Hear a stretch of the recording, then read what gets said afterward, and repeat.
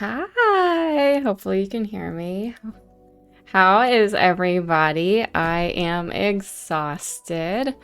Yeah, we are back from Gen Con. I took today off of work to recover. We were masked most of the time at Gen Con. I picked up a lot of games.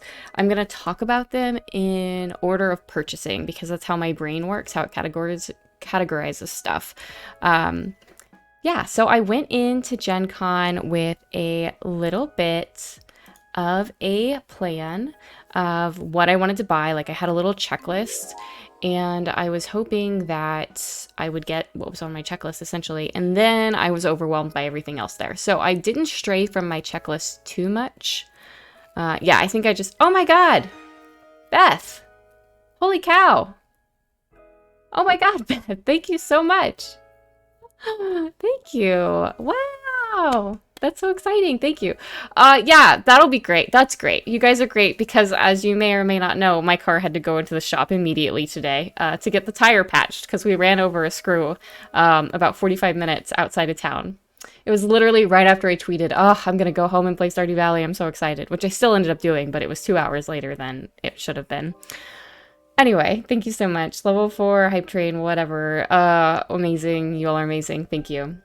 But anyway, so I went in with a little bit of a plan. We arrived Friday at about 7 is when we first arrived, and we had to go get our vaccination records verified as well as something else. I don't remember.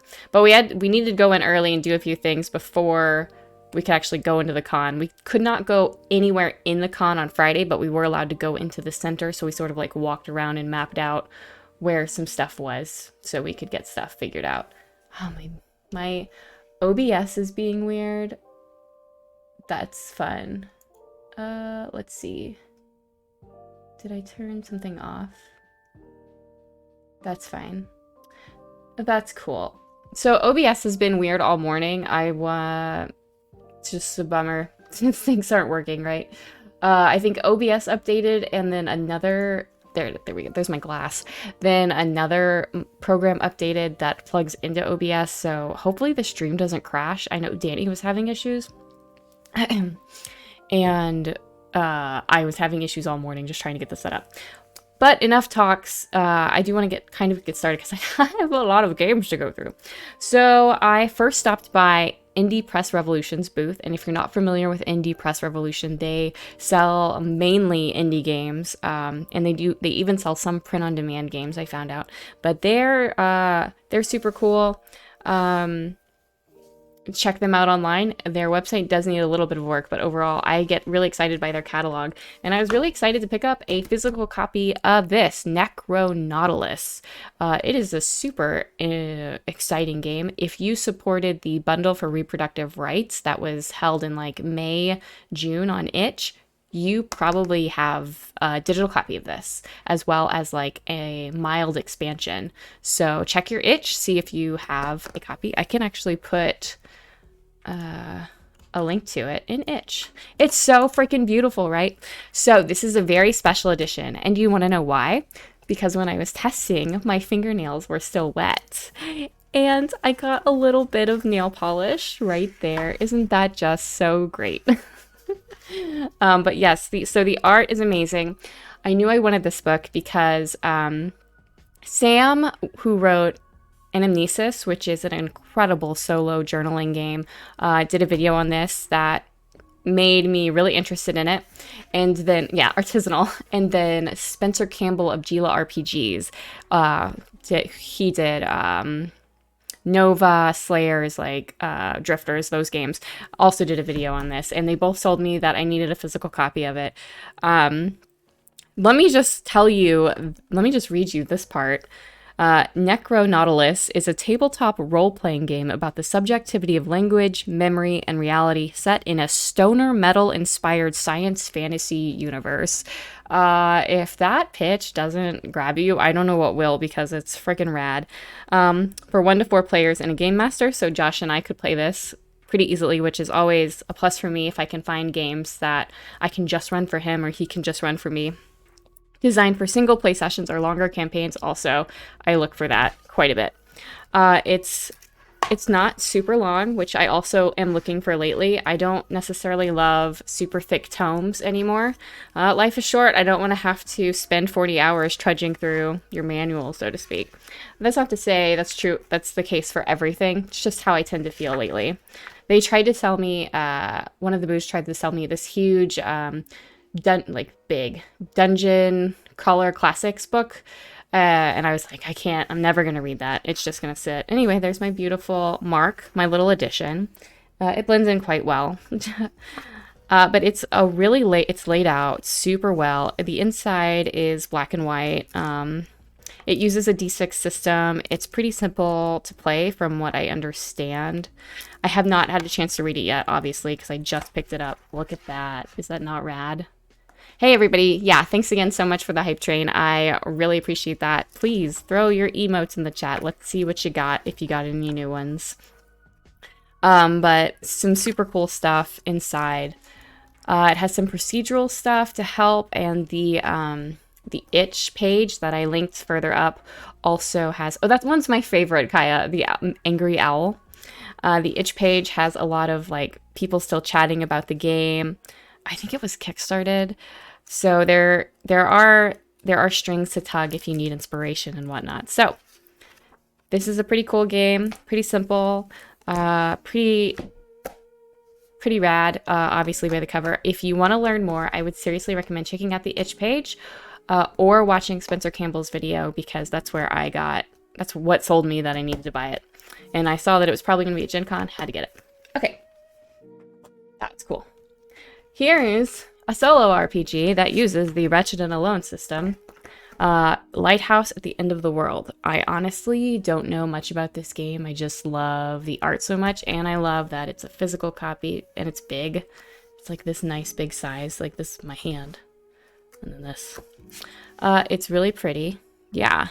So there is no peace in this place. You play a lighthouse keeper at the furthest reaches of civilization. Your tormentors are numerous: the crushing solitude, the chaotic weather, the penal colony nearby, and a legion of unquiet dead conspire to erode your sanity until one of them claims you. So, typical Wretched and Alone sadness and angst, and yeah, we love that. It's also put together pretty well. I'm going to flip through it pretty quickly because I don't want to see any spoilers. Because these tend to be like one-time only playthrough games. But this feels really nice. This has a good texture to it. Yeah, I'm just really excited to have this on my bookshelf. I think it looks really good, and I'm excited to play it. So, there's section 1. I'm sure it uses the similar... Yeah, it looks like it uses a map. You need a map for this game. It does use a tumbling block tower. Anyone confirm which bundle that... It was in the bundle for reproductive rights. It was in this one. But yeah, so this looks fun. As you all know, I love Wretched and Alone games, so find one in physical form, can't turn it down. So pick this up. It was pretty high on Itch's like most popular for a while, so I'm sure it's interesting. It's hard not to make a Wretched and Alone game interesting, I feel like. So thirsty. Then you rock! Thanks, Vincent. How are you? How's everybody doing? If you went to Gen Con, I want to hear about what you picked up. And then I also picked up Brinkwood, The Blood of Tyrants, because it's got a vampire on the front of it. I'm sorry you're sleepy. I'm actually also super sleepy, but my excitement for all the stuff I bought outweighed my desire to lay... I planned to play Stardew Valley all day, but my excitement for all the stuff I bought outweighed that just a little bit. So, hoping in a weekend I can just not do anything, because it's been a while. Brinkwood is a Forged in the Dark game. Order $400 worth of Free League stuff since I was feeling rad. Right? It feels very Cassie-friendly aesthetic. I'm happy for you, Randall. Oh, I'm being really loud. Sorry, I'm peeking. Let me turn me down. I'm peeking a little. Sorry, guys. I want to see your haul whenever you get it. Okay. I'm still peeking. There we go. So this is a Forged in the Dark game. If you've played or if you're familiar with, what the hell is it called? John Harper wrote it. You know what Forged in the, you know what I'm talking about. You know the game I'm talking about. Everybody knows. Blades in the Dark. God. If you're familiar with Blades in the Dark, you'll be somewhat familiar with the mechanics in this because yeah, Blades in the Dark, because you use a similar system. In this, you play a radicalized commoner who wants to rise up against your vampire overlords, essentially. Yeah, that's all I know about it. And it looks good. There's someone I follow on Twitter. I can't remember their name. Boo Cherry, I think is their name. They told me they thought I would love this and told me to check it out like months ago. I want to even say like last year, like right after I released What Crooked Roots. It's pretty thick. It's a thicker book. But yeah, lots of fun stuff in here. I've heard really good reviews about it. I like that it's pretty simple laid out. Like it doesn't look like it's overly complex to read. I don't think I'll be running this anytime soon. Sorry, it's hard to have it under the camera. It is a bit chunk. But I wanted to have it because it was, I mean, it was there. I had to have it, right? The art's pretty cool too. Even though it's all black and white, the art's pretty cool. And it's a really nice hardcover. Easy to read. So, yeah. So if you like Blades in the Dark and you want to rise up against vampire overlords, then Brinkwood, The Blood of Tyrants might be for you. Check it out. It did have a successful Kickstarter. So, all right. I have to take off my headphones and get another pile of goodies.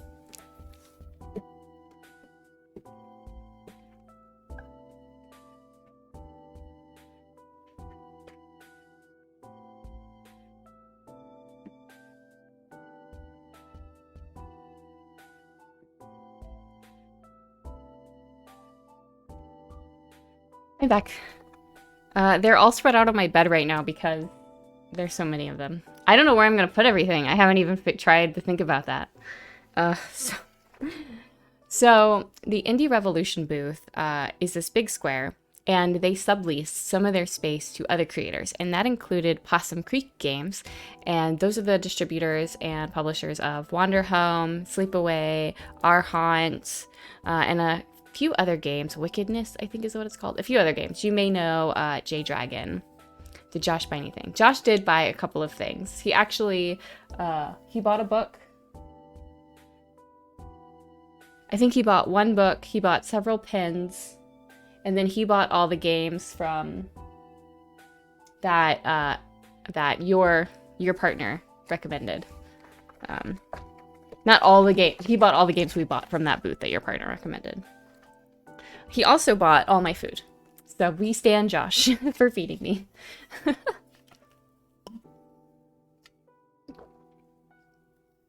Okay. So Indie Press Revolution has been at Gen Con for so long that they have like a loyalty system. So they have quite a big range of space, and they sublease some of that out. And they sublease some of it to Possum Creek, and they also sublease some of it to, yes. Oh my gosh, Kevin, that emote is beautiful. And they sublease some of it to Adam, I can't remember his last name, and Possible Worlds Games, and I'll talk about their games in a minute. But first, I'm going to talk about the games I picked up at the Possum Creek booth, which I didn't pick up any of their games because I already own them, which was a bummer because I didn't bring any of them to get signed. But I did get Matthew, who I can't remember his last name. It's right here. It's on this stuff. Matthew Gravlin. So I did pick up his games. Hey, Post! Hey! 4 months for sub! Thank you so much! Hope you're having a good day. Hope I'm not peeking. I'm so loud. Anyway, so these are also Wretched and Alone games. And I got them signed! That's so exciting. So I haven't had the chance to read these much. But from what I understand, Matthew was telling me, I think this one came first. And then his supporters wanted a version where a couple of people could play. So there's like an option for 2 players in here. And then people wanted an option to play against each other, and that's where the Raptor edition comes in. You don't necessarily have to play against someone to play as the Raptor. You can just be the Raptor. So that's all I really know about that. These are also available on itch for $10. It was $20 for the physical copies. But I've had my eye on them. They do use the Wretched and Alone system. They're set up really nicely. Do they use... They use the tumbling block tower, the Jenga tower. Yeah. I mean, obviously inspired by Jurassic Park, which is fun. We love that. I'm a big Jurassic Park fan. Okay, so this is advertising the human version. Yeah. So, if you want to be a raptor or a human trapped on an island, check these out. I believe you only buy both of them. It's not just a situation where you buy one or the other. You can only buy both of them. So $10 for 2 games, not bad at all, especially Wretched and Alone games that have a ton of prompts. So these are pretty, I mean, they're usually one-time play, usually. For me, because once the prompts have been spoiled, maybe in a couple years I'll have more interest. We'll see. Then I also picked up his game. Oh, don't fall. I have a pile. Then I also picked up his game called Tapestry, which is just so lovely. The art, so lovely. Ugh. Here it is. Look at that. So check this out. This is the rules. It's a little tin. It's so cute. So this is how the rules are presented. It's pretty digestible. I haven't read all of them yet. I just realized I think it's upside. Oh, there you go. Okay, so you start there and read through it. And then these are the cards and the tokens. And like I said, I haven't read through it. I read... Hey Fruits. I read part of it through like months ago because I originally found out about this game in a self-promo Saturday, I believe, is the first time I found out about it. And I just never got around to ordering it. I wanted to, I just never got around to it. It's harder for me to order stuff lately because shipping costs were, you know. So when I saw it there, I was like, well, I have to have that. This is also it can be a 2-player game. So that was another thing that drew me to it.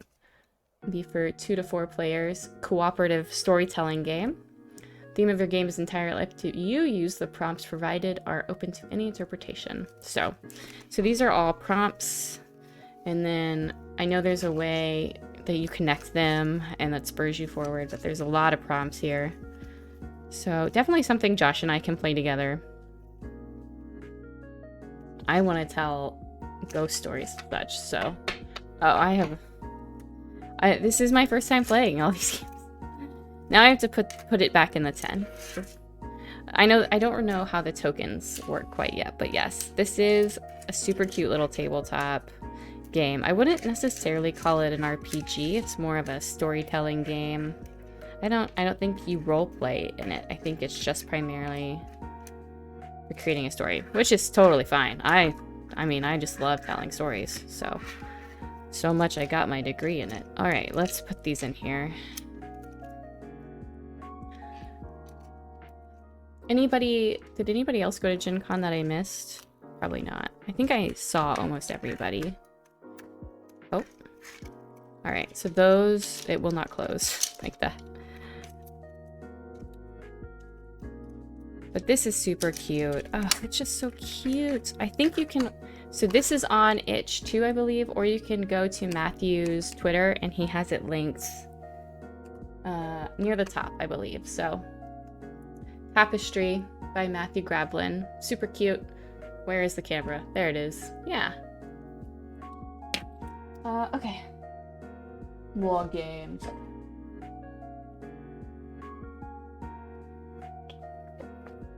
And one more.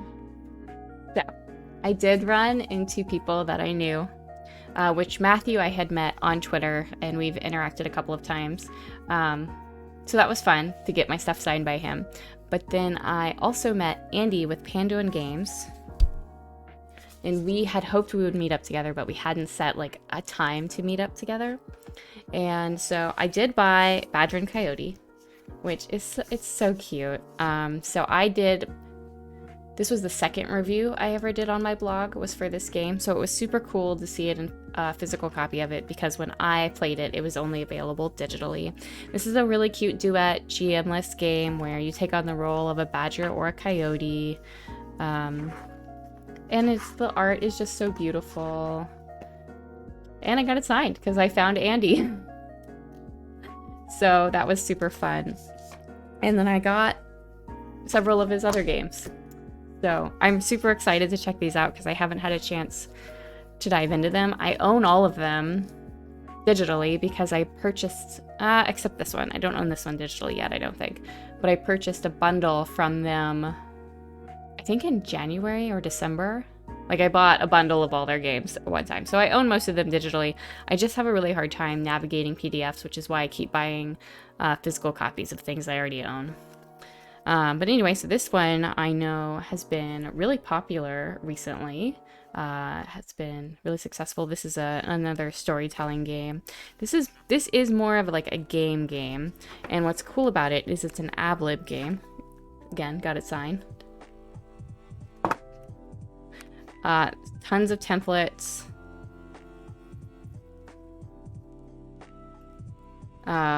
Really well put together. I love the spacing between the words. That's going to make it easier to read. Oh, hi Josh. Are you home? Did you come in and I missed you? I was all by myself when I started streaming. So Storyteller gives the tools to play out fun and terrifying stories with interesting characters and memorable monsters using the camping equipment you have on hand. Recommended for 2 to 8 players. Intended for ages 13 up. Can be adapted to all age groups. Just the camping equipment you have on hand. So is this really meant to be played while camping? Or story mode to tell an interactive story. Create engaging stories in the wilderness with just camping equipment. Well, that is interesting. That's so cool. Hey, Panduin Games, welcome in. That is so cool. Oh my gosh. So, my mom has a campsite we go and hang out on a couple of times a year. I'm definitely bringing this the next time we go. That's so cool. I need a drink. I'm so thirsty.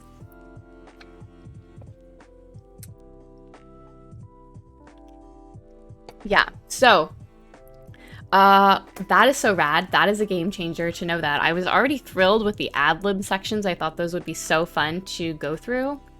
So knowing that it uses camping equipment is neat. Okay, yeah, check this out. Let me plug Panduin Games because Andy's great. Oh, they have a horror bundle. You can check out the horror bundle. You won't get Badger and Coyote in it, but the horror bundle is available. Offer ends in 9 months. So you've got time, but you should still hurry on over and pick up some of these games. I haven't looked at Monsters and Counselors yet, but I've been wanting to, and I think I might own that one. Do I? I do. I did buy that one. So I own that one digitally, and I've been meaning to look at it.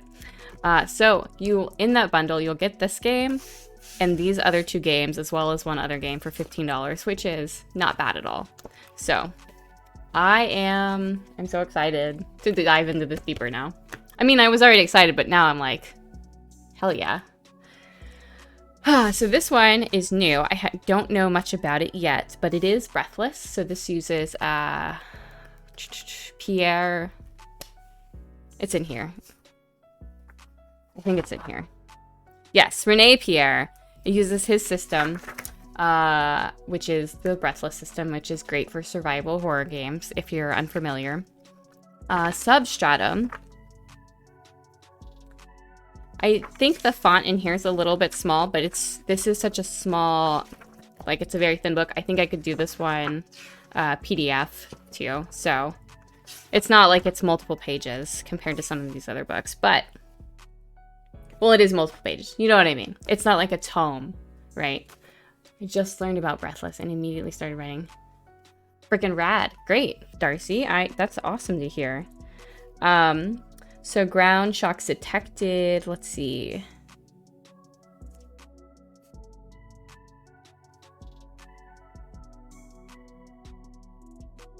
Oh, is this where you have to... Okay, so this game is 2 to 5 players, lasts 2 to 4 hours. I love that that's on the front. I actually love this. Look at this little thing on the front.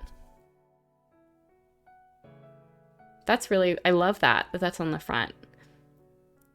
I think more games need to do that, and I think I need to do that. Descend, learn, survive. Yeah, Pandora Games, it's so hard with black text because Arc, if you look through Arc, I know you got a physical copy of that. You'll see some of the text is really hard to read in the physical copy because it just does not pop. I think it's some of the white, thinner text I have a really hard time with. So anyway, this game, it looks like you go on an expedition and you have to try to survive while also learning and getting things on the ground, which sounds really cool. There's a character sheet, which is pretty simple. We love simple character sheets. I can't do another game that has a D&D like character sheet. And I got it signed! Then, I've been wanting to play this game for a while, and I was really hoping to get it in my physical collection, so I'm really excited about that. Whispers on the Walls is a solo horror journaling game. As you know, I love horror, and I love solo games, so... As you draw cards, you'll be directed to prompts to write as a PI trying to solve a mystery. Throughout the game, you'll draw cards from constructed Whispers deck to learn what the walls, ceilings, and floors are telling or showing you. Keep notes on what you think it all means and ultimately conclude the truth. A session takes between 15 and 60 minutes. Each is unique. So that's pretty cool. I love one-session games, as we know. Anyway, yeah, check this out if you're interested in horror games, if you want to take on the role of a PI detective. I know it's going to be great because, oh my gosh, I just love this. Look at this. It's not going to fit without me bending the book. Ah, no. Look, I love that is right there. Which I know it's sideways, but it says players, solo, time, 15 to 60 minutes, complexity low, you'll need, goal, atmosphere. That is such a great design choice. There's so many itch pages, like even on the itch page, and then where I can't find anything about the book. And then when I buy the book, I still can't figure out how many people it's for, how long it takes. Really love having that information in a quick, scannable place. So very, very much kudos for that. I love that. I'm just so thirsty, sorry. The Ultimate Micro RPG book. Each of their games has that in there. Oh, cool. I'll have to look up that book. Okay. So, that was Pandora Games. Seriously, check out Pandora Games. Good stuff. Andy's great. They're great. Everything looks beautiful, and they might have some cool stuff on the horizon. So, there's their itch. And I'm sure they have links to their physical copies on the itch pages if you're interested in getting a physical copy as well. Okay. Then I have more. I have more. Do not worry. I have so much more. I'll be back.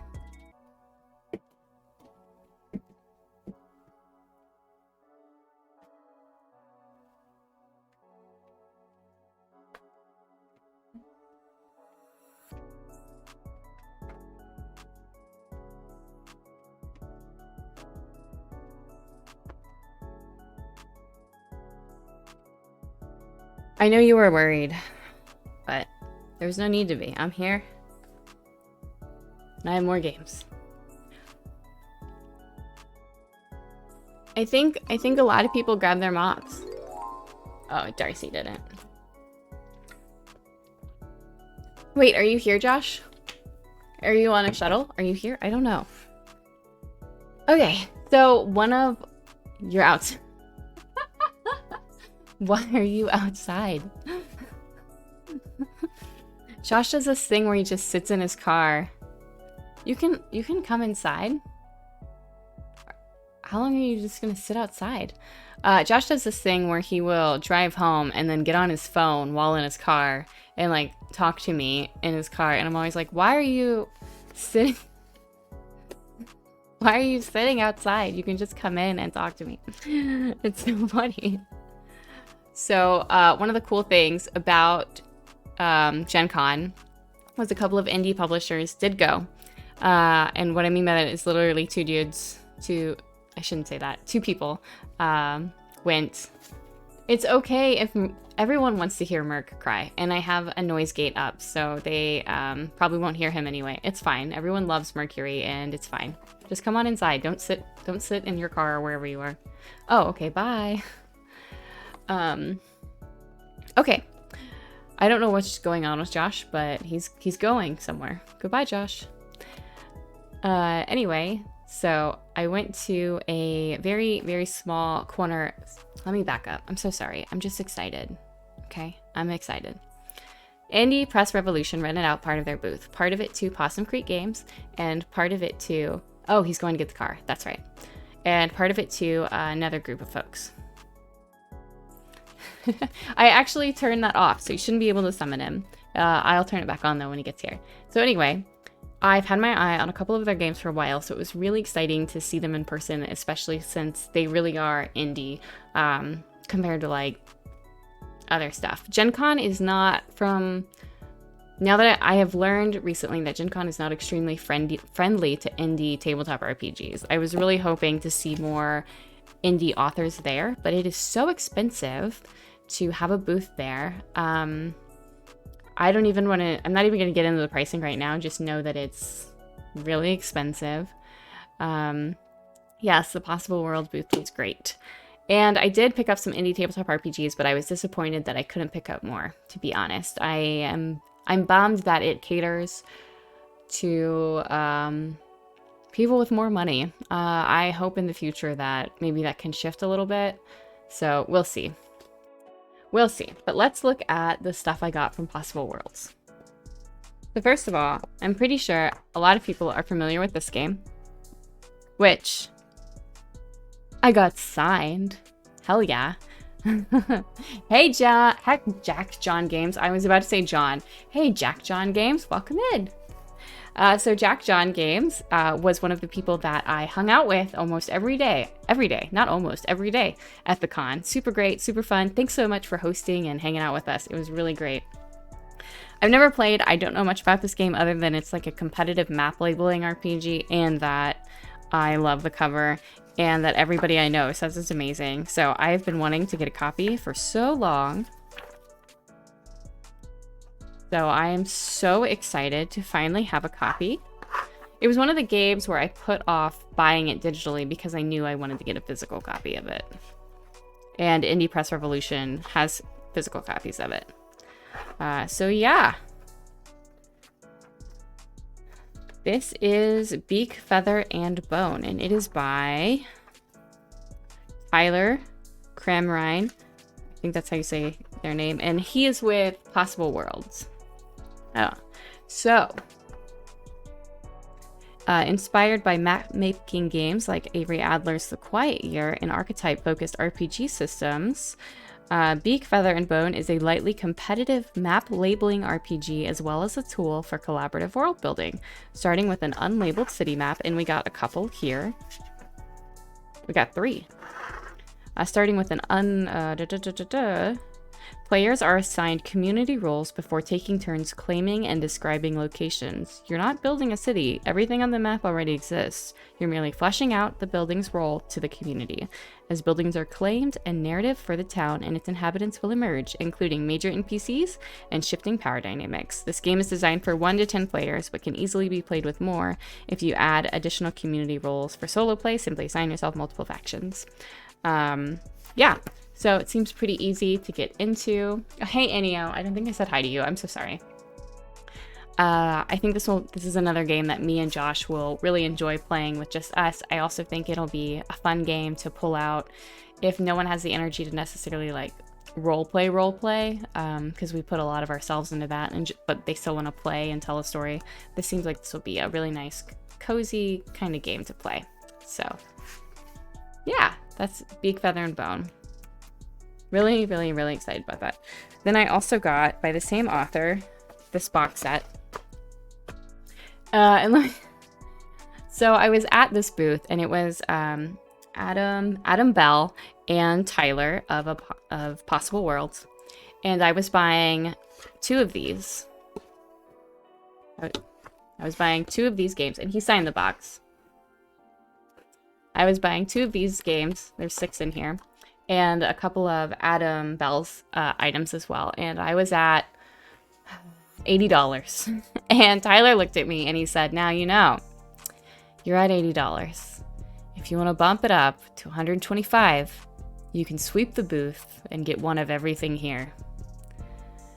So I did that. So now I have everything that was at that booth. No shame. I feel no shame. I swapped the table. Anyway, so I have read some of these. This is Grandpa's Farm. And it's a Stardew Valley game. Like, that's... if you like Stardew Valley, you're going to like this game.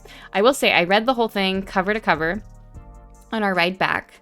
And I don't necessarily think it would be great for group play. It does have rules for group play in here, but Josh and I talked about it, and we just don't... It seems like if you're playing in a server with other people and you're just doing play by post, I could see that working. But I don't think it would be great, like, sitting at a table if you're wanting to, like, chat with other people. It just doesn't feel quite like that kind of game where you're interacting with other people. It really feels like it's more of a solo experience. So yeah, it's so cute. I love the way this... Oh, he did sign this one for me. That's cool. I wonder if he signed them all or if he just signed this one. So this was one of the ones I was going to buy for... No, I wasn't going to buy this one. I wanted to, but I was trying to hold back. But this is really cute. Let's see. All of the descriptions for these are on the back, so let me just figure that out. So the elevator pitch for Grandpa's Farm, a letter writing RPG. Oh, let me put it out. See, a letter writing RPG for 1 or more players, inspired by slow life games like Harvest Moon, Stardew Valley, and Animal Crossing. It was a joy to read through this, and I think I will for sure play at some point. Also, I love this. I love this. I love that it flips. It was so easy to read because I could only see this kind of page. I know this is like an expensive format, but I love this format. Okay. So the games I was gonna buy before I bought the whole thing, the whole box set, was Scene Thieves and Dating Sim. So Scene Thieves, a theatrical RPG for 2 or more players where a troupe of thieves put on a play while performing a heist in the background. I was sold. I was like, I want it. I want it. That sounds super fun. I have not had the chance to read through it yet. Oh, he did sign it. Yay. But that is a rad freaking elevator pitch. So I got it. So that was, yeah, instant buy. Instant buy. And then the other one was, of course, Dating Sim. I couldn't not buy Dating Sim. A lighthearted romance RPG for 3 or more players that emulates dating simulation video games and reality TV. Another instant buy. Yes, I'm in. Please give it to me. I read this one cover to cover as well, and seems really fun. This is definitely like a group play game. Oh, I signed. You did sign it. I really liked it. I don't want to give too much away. I mean, the elevator pitch does a pretty good job. But these are all super simple. Like, they don't require a ton of complicated rules, which is also great. So this feels like something I could throw on the table, and everyone could just play pretty quickly. So let's see what else we got. So these I haven't really looked at all. So I've only been home for not even 24 hours. But they're all super cool. So this one I already told Darcy about. It is a dice stacking game where, for 1 or more players, about the bond between a pilot mech and their AI-linked... Oh, sorry. about the bond between a pilot and their AI-linked mech companion. So, hell yeah. Right? I want to play a dice stacking game. To play Hounds, you'll need 1 or more players, a minimum of 3 6-sided die, 20 6-sided die for tower play, optional, writing utensils, a tray or box to avoid dice scatter, optional. So there's also rules for towerless, duet, solo, and online play guidance, so that's cool too. Hounds is a dice stacking game about the bond between a mech pilot and their robot companion. Hound stands for a human-operated utility Neuralink device, and authorities want to erase your mech's memories, deleting your friendship. Escape is unlikely, but you're determined to resist. Each turn, you'll overcome obstacles and accrue stress as a result. Whenever stress is gained, dice are also added to the tower in the center of your play space. When the tower of stacked dice falls, your hound is damaged and loses memory in the process. When 6 memories have been lost, the game ends. Ugh. Yeah. I am not good at stacking. I'm just good at keeping a tower up. Anyway. I might play this. I think I might play this solo at some point. That seems really great. Putting into a Delta Green scenario. Ah, yeah. It seems like a really cool way to go through stress or emulate stress. Ah. Okay, then these two. Let's go with Wishlist. Wishlist, a wish hunting RPG for 2 or more players where every living person received 3 wishes and you're tracking down unused ones. So that's the premise. I don't know much about it beyond that. Wishlist is a role-playing game set in a world where once upon a time every living person was given 3 wishes. Players portray wish seekers called hunters who's already used their wishes and are chasing down leads on the existence of new and unused ones. Players roll dice in Wishlist to overcome obstacles and situation-relevant skills, and wishes increase the odds of their rolls. Players can also intentionally decrease their odds by making plot wagers, assuring certain plot developments regardless of a roll's success. Requires 1 player to take the role of a secretary, describing the world of the game and the impact hunters have on it. They don't have to do any preparation, but should be comfortable improvising story beats based on player suggestions. Okay. So, alright. So this isn't GM-less. The other games, I'm pretty sure GM-less. Like Stardew, the Stardew Valley one, Grandpa's Farm is GM-less. Dating Sim is GM-less. Hound sounds like it's GM-less. This one does require a GM of sorts. It sounds really interesting, though. I'll have to dive into this one deeper, because I bet the mechanics are what make this one sing. So, that is Wishless. And then Power, I don't remember anything about. A single unique power, a world-building RPG where 2 or more players create super-powered characters and rival factions. It feels very anime in the art.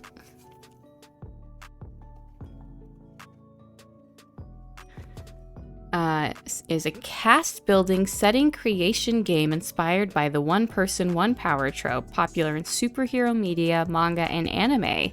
Examples include mutation in X-Men, quirks in My Hero Academia, devil fruit powers in One Piece, and nin abilities in Hunter x Hunter. Lots of animes. In each of these examples, select characters all have unique personalized powers. At the end of this game, you'll have a colorful cast of characters as well as bits and pieces of their backstories. These characters can be enjoyed on their own as you collectively imagine their lives and powers, or you can carry them into future RPGs and stories. So that seems like a fun way to create characters. I'm always looking for ways to create characters. There's lots of world building games, but I feel like there are not a lot of character building games.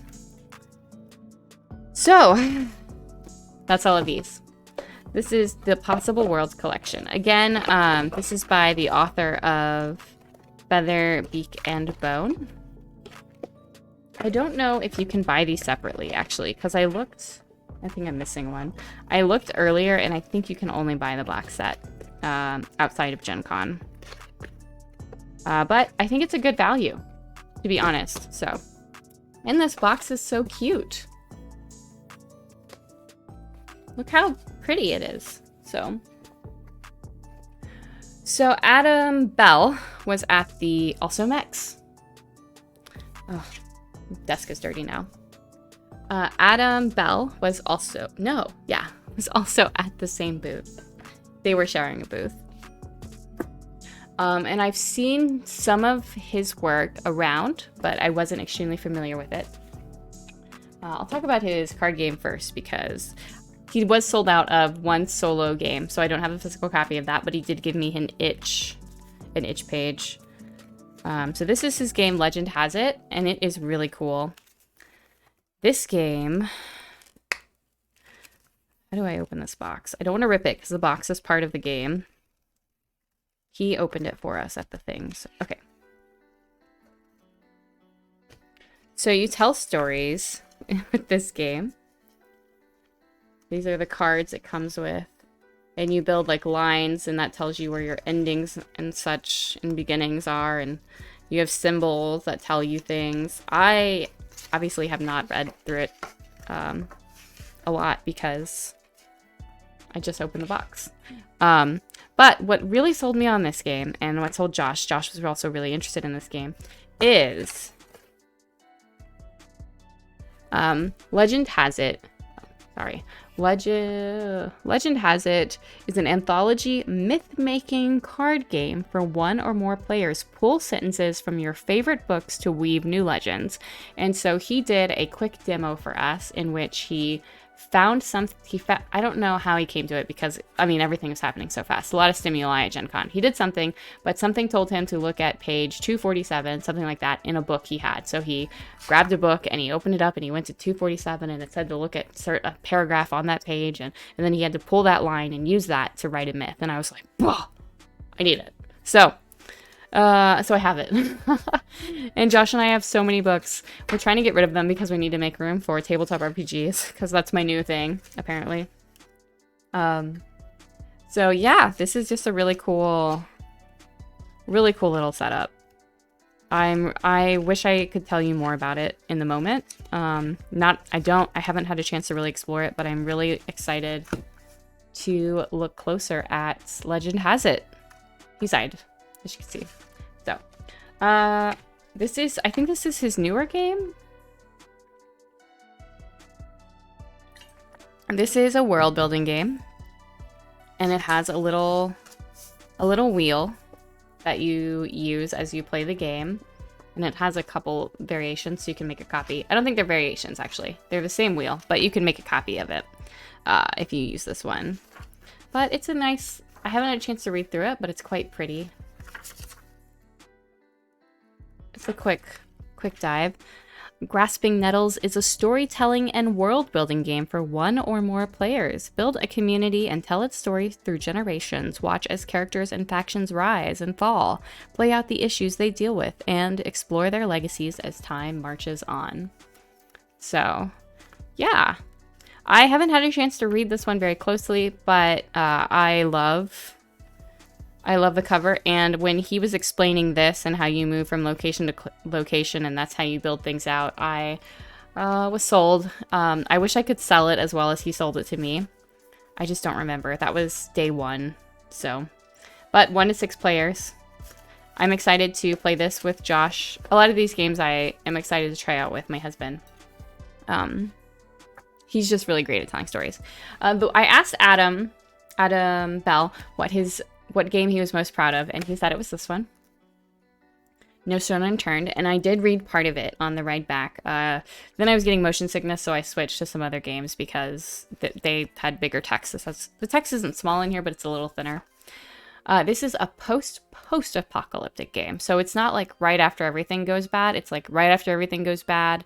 Not right. It's after everything goes bad and people are starting to recover and build up like a better world. A kind of similar vibe to Wander Home, which takes place after a war. There's that post... I don't want to say cozy isn't the word, but there's like a calm that has settled. And yeah, thanks for sweeping the booth. These are my itch things. I've already got them. So this is a really I read through part of it, and what I really liked, the writing is really nice in this book. Like the rules are really nice. It really walks you through world building. I think he would like Clean Spirit if he checks it out.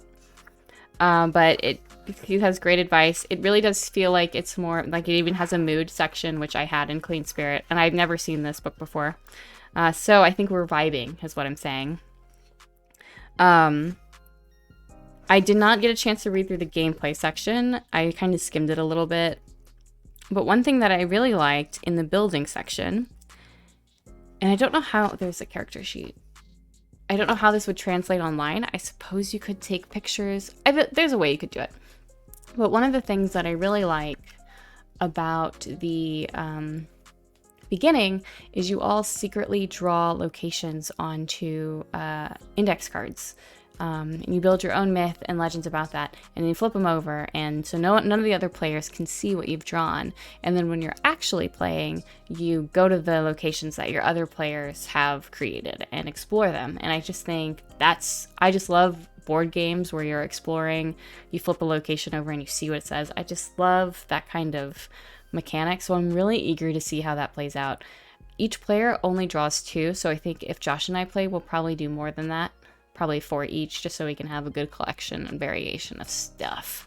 But I'm really excited to dive into this one. The cover is beautiful. It's got a nice matte cover too, so it feels really premium. And it's Adam Bell is most proud of this, so check it out. That's Adam Bell. Okay. I'm just looking at everything I still have. I know what I should get. I'll be back. I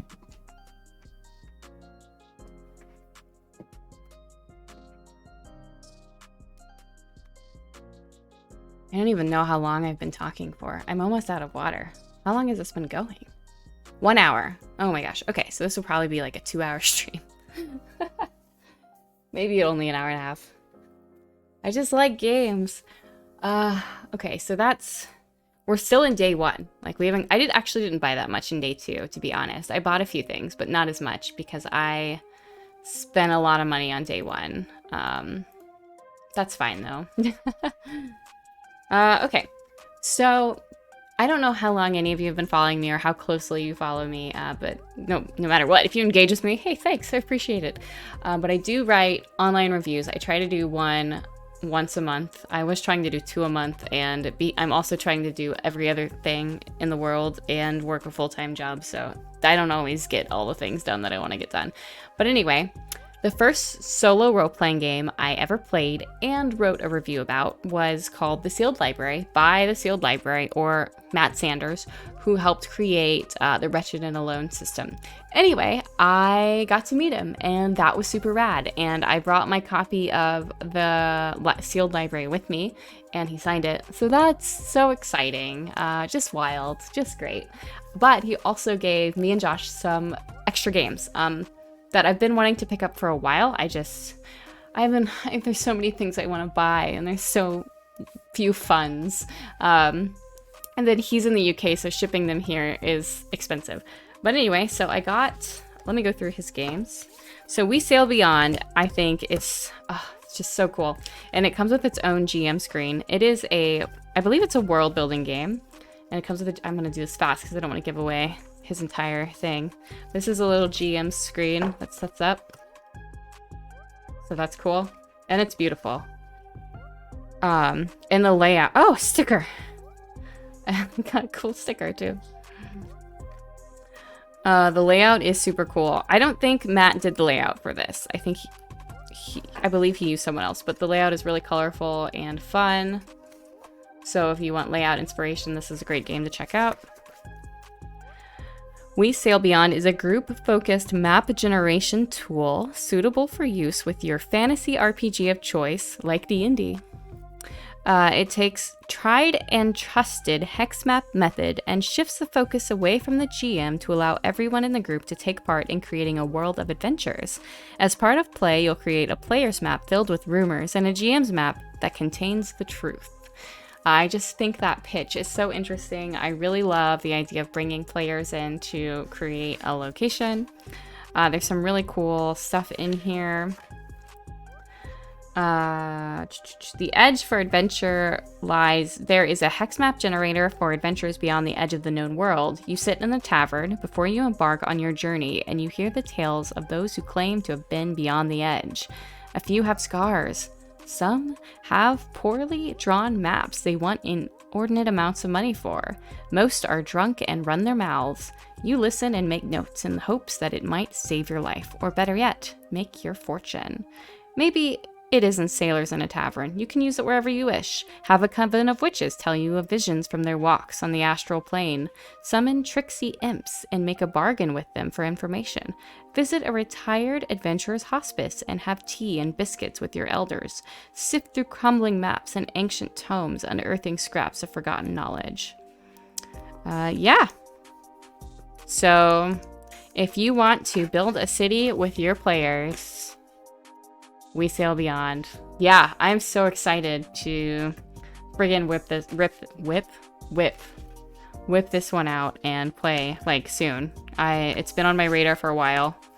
So excited up because I think I have a digital copy. Again, if it's more than a few pages, I need a physical copy. So really excited, and especially to have the GM screen that comes with it. Oh, sorry.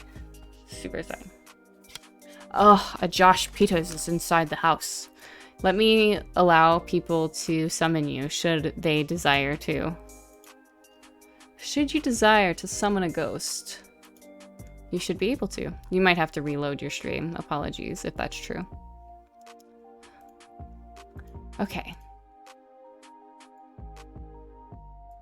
All right. Okay. Then I also got... Andy was with me when I got these games. I probably can attest to the fact that has the cost increased? Oh, I think it did. I'm sorry. Josh can come wave at you anyway. Coming from inside the house.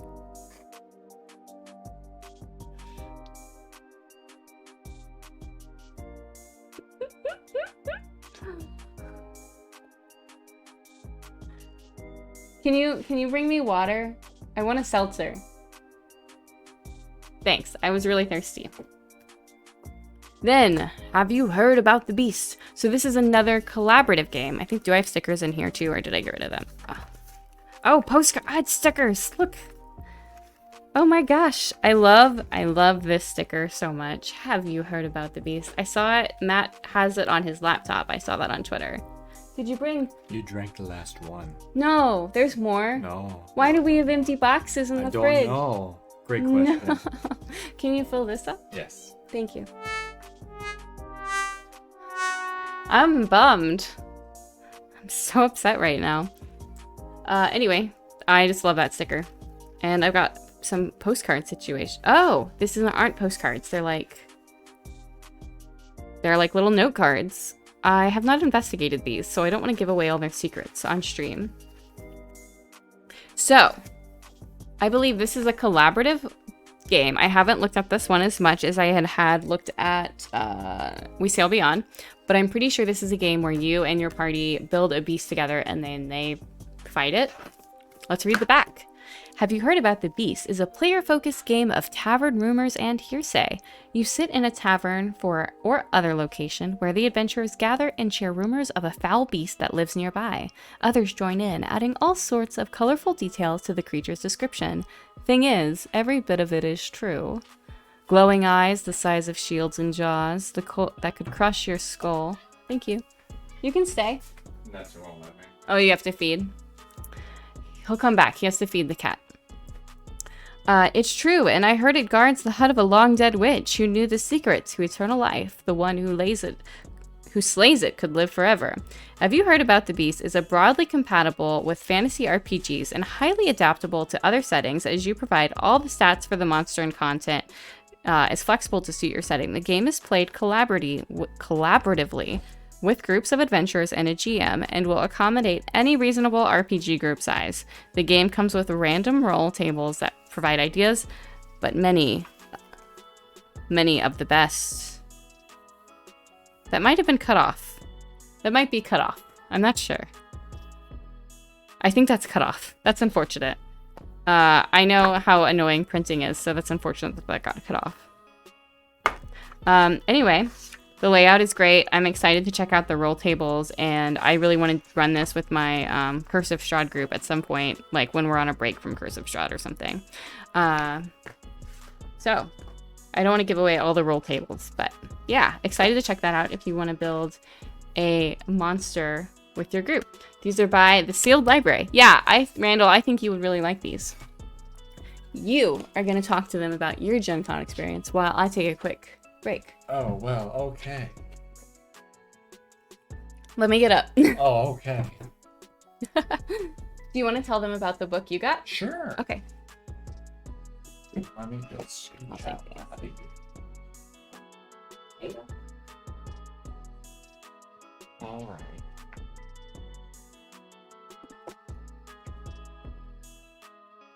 Didn't realize the summoning would be this strong. So good job, Jen.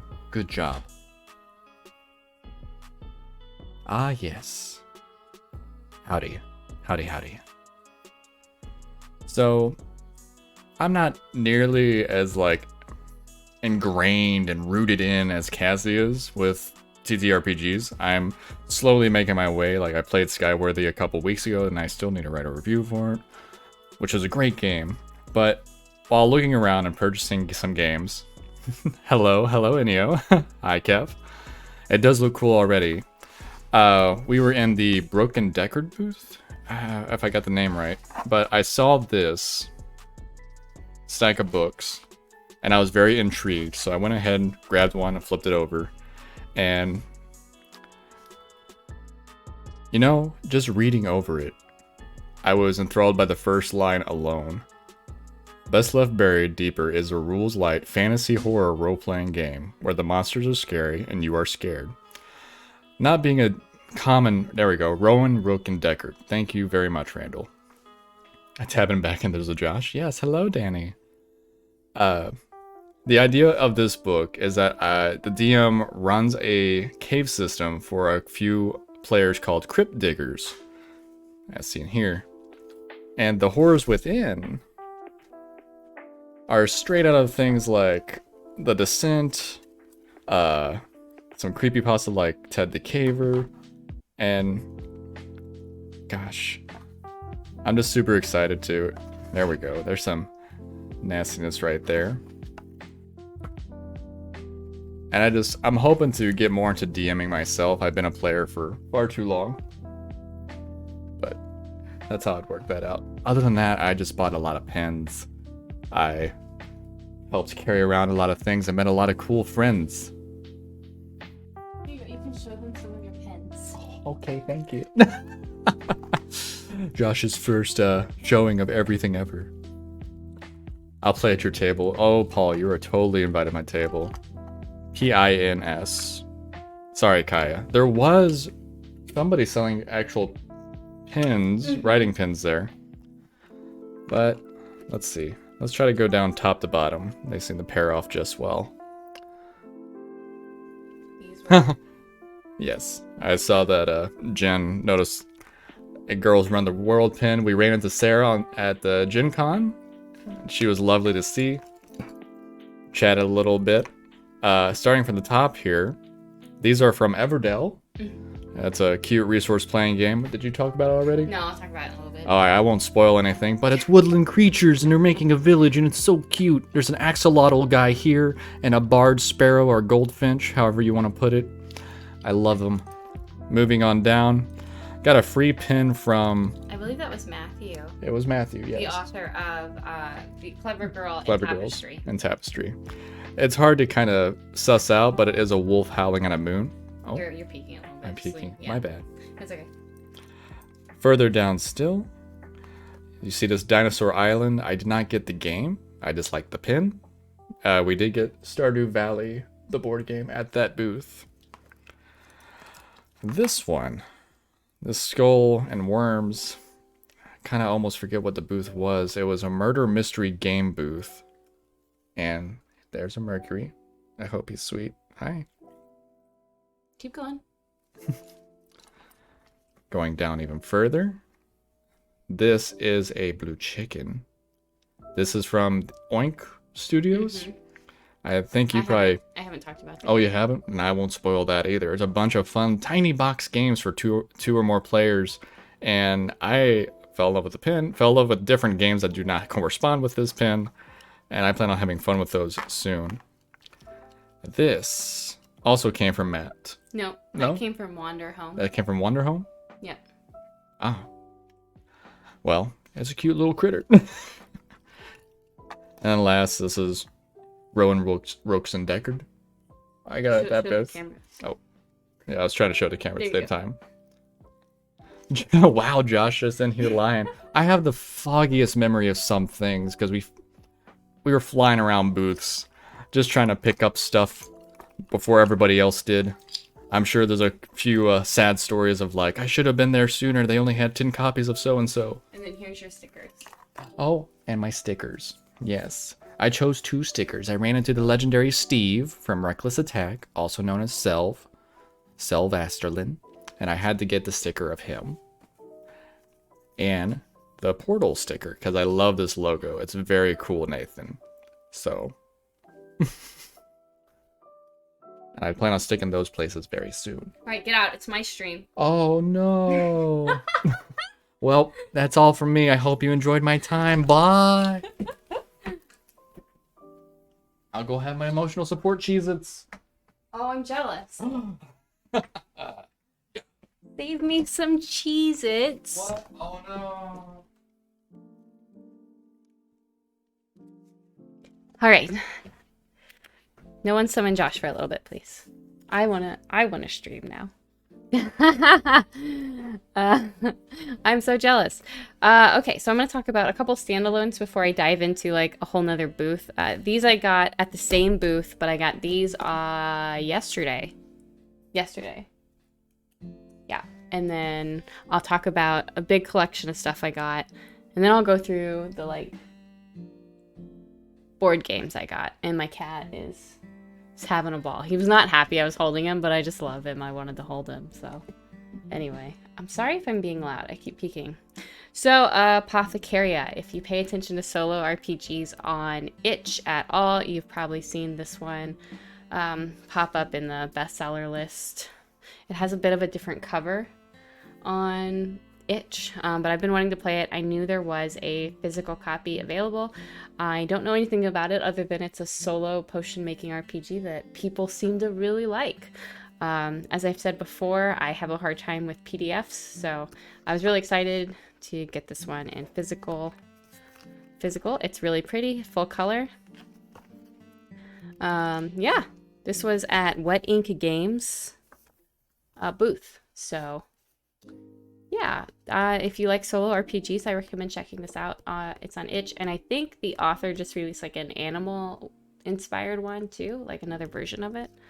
It's Apothecaria, but it's spelled paw, P-A-W, I believe. So alrighty, and then into the Weird Wild.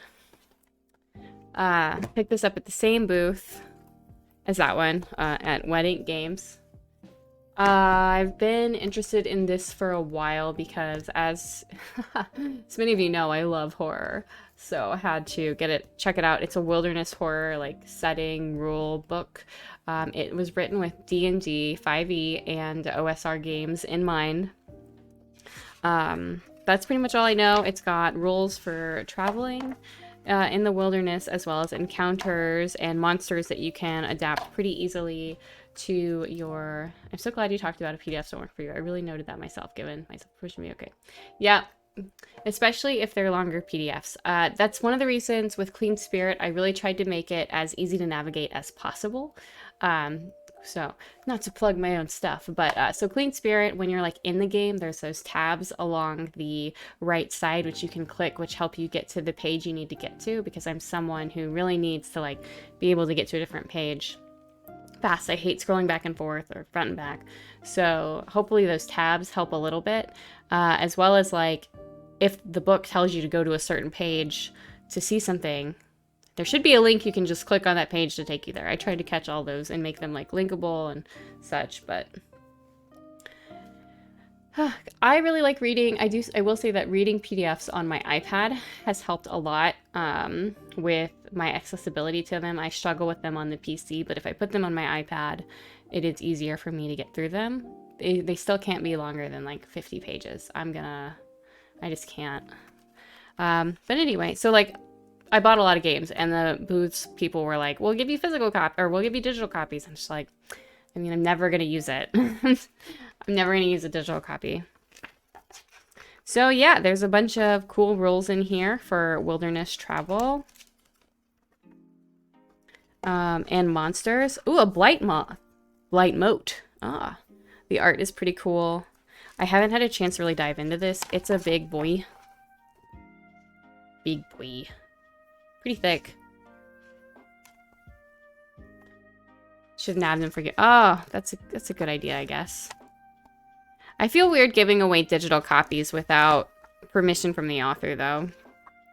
It's got some cool hex creation stuff. Notes. I'm never going to write in the book, though, so I'd have to make a copy. Never going to do that. I don't want to give too much away. So one thing that's cool about this book is it's a misprint. One of the monsters did not get printed in this copy. Oh, that was some cool art. That's cool art. If you like folk horror, I would definitely recommend checking this out. That's cool. I haven't read it, so if you like folk horror art, definitely check this out. I haven't read this book yet, though, so I can't give it like a hard recommendation. It's a vibe, though. It's a vibe for sure. So this page, the printer left out the artwork that was supposed to go here. So they gave me a sticker that I'm supposed to stick right there. Like, it even has, you can see where the... you're probably supposed to cut this part off, but it goes right there. So that's cool. I just think that's really cool. I haven't stuck it in because I have a sticker issue. But don't worry, I'm writing a sticker game to help. So that is Into the Weird and Wild. Oh, I can go through the back so we have a better sense of what's in it. Rules. Sorry, my cats are running around. Rules for wilderness and survival. Rules for hunting, tracking, and butchering monsters. I love that. I'm still waiting on Helena's Guide for 5e. I can't remember Helena's Guide for Monster Hunting. I think that's what it's called. I have a digital PDF of it that I've not read. I had a sticker idea that wasn't a game for my thing, and it's completely infeasible, but I want to do it. Well, do it. I don't know what to tell you. Don't let your dreams be dreams. 50 Beasts of Branch and Bone. That's cool. That's fun. Strange and Savage Items and Spells. An essay and guidelines on running and creating wilderness dungeons. A step-by-step guide for creating your own wilderness adventure. 100 random wilderness locations. Tables for random diseases, wilderness dressings, traps, hazards, flora, encounters, and more. So, I really need to sit down and go through this because I think it would be cool. I think it is cool. I think it sounds cool. It's a great text. Like, it feels good. It even has a ribbon. Oh, it's got 2 ribbons? Now we're extra powerful. I didn't even realize. In addition to a sticker and a slug, you've got 2 ribbons. We love that. So, hey, Dubaswan. 2 ribbons. So yeah, very cool. Now, for the collection I'm really excited about.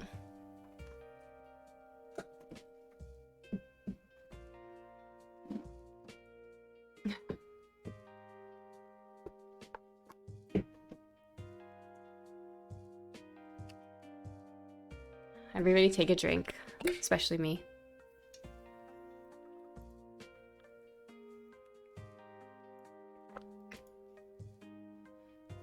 Oh, so thirsty. I'm sorry. Okay. So, this next game I did not get at Gen Con, but I want to show it anyway. And Aaron Boat, who is an absolute... I think that's how you say his last name. Hi, Mercury. Who is an absolute sweetheart, recently did a review for Clean Spirit today and posted it on YouTube and had me teary-eyed. It's so moving. Please go watch. Aaron's video. Josh Peters, if you can find it, throw a link in chat for people to like tab to later. It's so good. He did such a good job. And all of his reviews are super good. Like, he's just an amazing writer when it comes to reviews. It really moved. I'm getting like choked up again. It was really moving. Anyway, moving on. He recommended, I was already interested in this RPG, but he gave me the final push I needed to pull the trigger and finally buy it. And that is Heart. I purchased this from the Indie Press Revolution website, and I've been wanting the book for a while, but they only had the collector's edition in stock online, so this is the collector's edition. It is so beautiful. I have not read through the whole thing, but I've read through some of the classes, and it is so cool. So anyway, I had this in my repertoire before I went to Gen Con, and thank you, Josh, and I had read through some of it. And I was like, okay, I want more. I want everything. And then I saw that a lot of stuff for this was going to be at Gen Con. So I was like, all right, I'm going to get some stuff at Gen Con. So now for the stuff I got at Gen Con. Anyway, Heart is fucking rad. So I got this. And this is the quick start. And I got it signed. So what's cool about the quick start, and I regret not getting another quick start, I'll talk about it in a second, is it comes with an adventure as well as predetermined characters, which I think is great for quick starts. If you're familiar with Street Wolves at all, the quick start, jump start, I think it's a jump, he calls it a jump start, comes with predefined characters and an adventure and simple rules, which just makes it so easy for a group to grab and run. I know there are a lot of people that are against pre-built characters, but like, especially if you're learning a new system, I just think pre-built characters are the way to go. Anyway, this follows a similar format. So it has some simple rules of what is, I call it a jumpstart because Savage World's called. Well, jumpstart also makes sense because it's like, come ride with us as the tagline. It makes sense because jumpstart it makes sense for that. I just get confused because there's so many terms for what they are, but it's on brand to call it a jumpstart. I have an archetypes books, that's all. Oh, that's good. Yeah, great. Pre-built characters are a great opportunity to do your stuff, to learn and try things you wouldn't otherwise. So this has, like, it's shorter, like it's less than 100 pages. The actual book, if I can get it up under the camera, I'm gonna be able to, it's thick and big. Sorry for all the noise, but it's a thick, and this is like much easier to digest, just to get a surface level understanding. And I like that it comes with an adventure and it comes with character sheets. So I will probably be running this soon, or I'm going to have someone I care about run this for me soon, one or the other. But I'm excited about having a quick start for this because I really want to get into this system. So that's what I got for Heart. I anticipate buying other stuff for Heart. I anticipate trying to get everything they put out for it. Then I also got, so there's Heart, and Heart is a location below the Spire. Alright, so now that we have Spire on the table. Yeah, I know, right, JC? Now that we have Spire on the table, let me chat a little bit about this is just, also signed. There it is. So, I was talking to Grant Howitt, who is one of the creators and authors of this. And he said, oh, I just ripped a page. That's okay. I was finding a ribbon and I just ripped a page. It's fine. It'll get ripped up and beat up anyway. I don't care.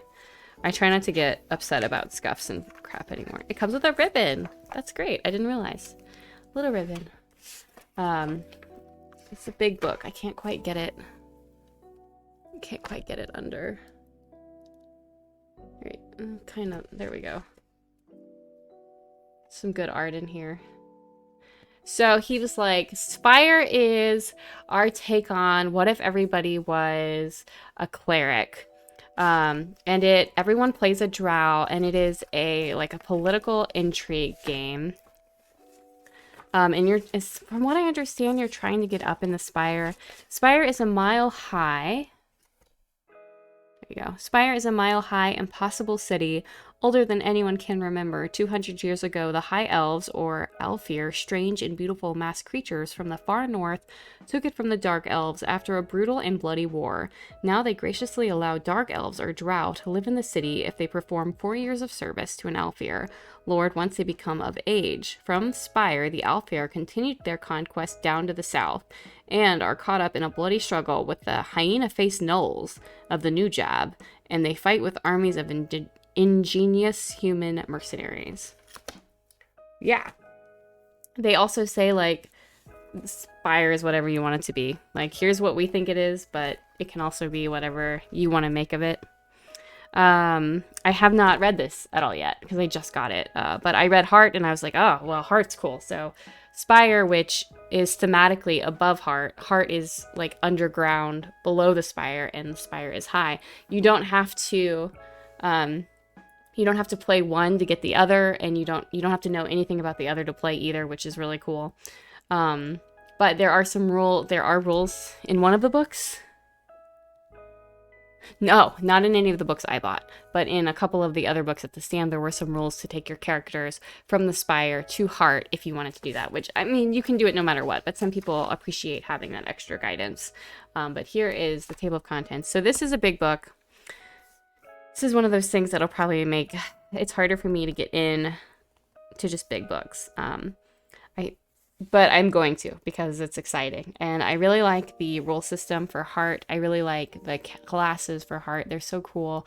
How you get a superpower once you're once you're at your highest level, you get a superpower. And once you use that superpower, you die. And I just think that's cool. I love that. I really like the role system. I don't want to try to explain it here because I'll get it wrong. I don't know if Heart is set up the same way. I think it is a little bit different. They don't use a d20.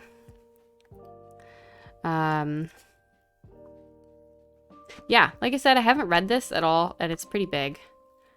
But I'm really excited for it. I'm excited I got it signed. I will say, I think Heart is more for me, but I wanted this as part of, like, the duo of the collection. I am disappointed that I don't have my copy of Heart signed. I wasn't going to carry around a book that big at the convention, but there is that. Now, I did get this. This is called Shadow Operations, and it is a collection of one-shots for Spire, so that's great. I am probably going to break my rule of not buying anything for a few months and go back and buy the Insight Check is here. Hello, my friend. Thanks for stopping in. We're just going through all the money I spent. I also got this signed, right? Yeah. So he wrote one of the one-shots. I'm probably going to go back and buy the Quick Start for this because it's similar to the Heart Quick Start. It has pre-generated characters and an adventure to run. So I'll probably get that. If not, maybe I can just get the digital copy. I don't know. I hear my cat meowing, so that's really funny. Anyway, this is one-shots, more one-shots in my life.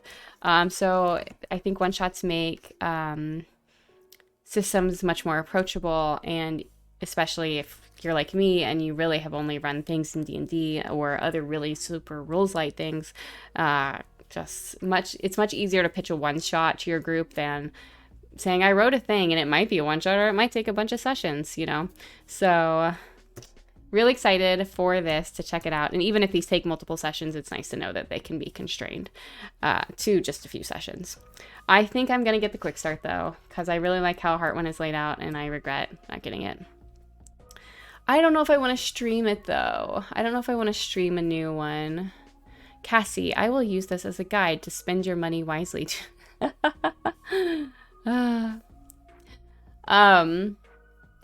So the bummer is buying it online. It won't get, if I get the Spire Quick Start, it won't be signed. Rip.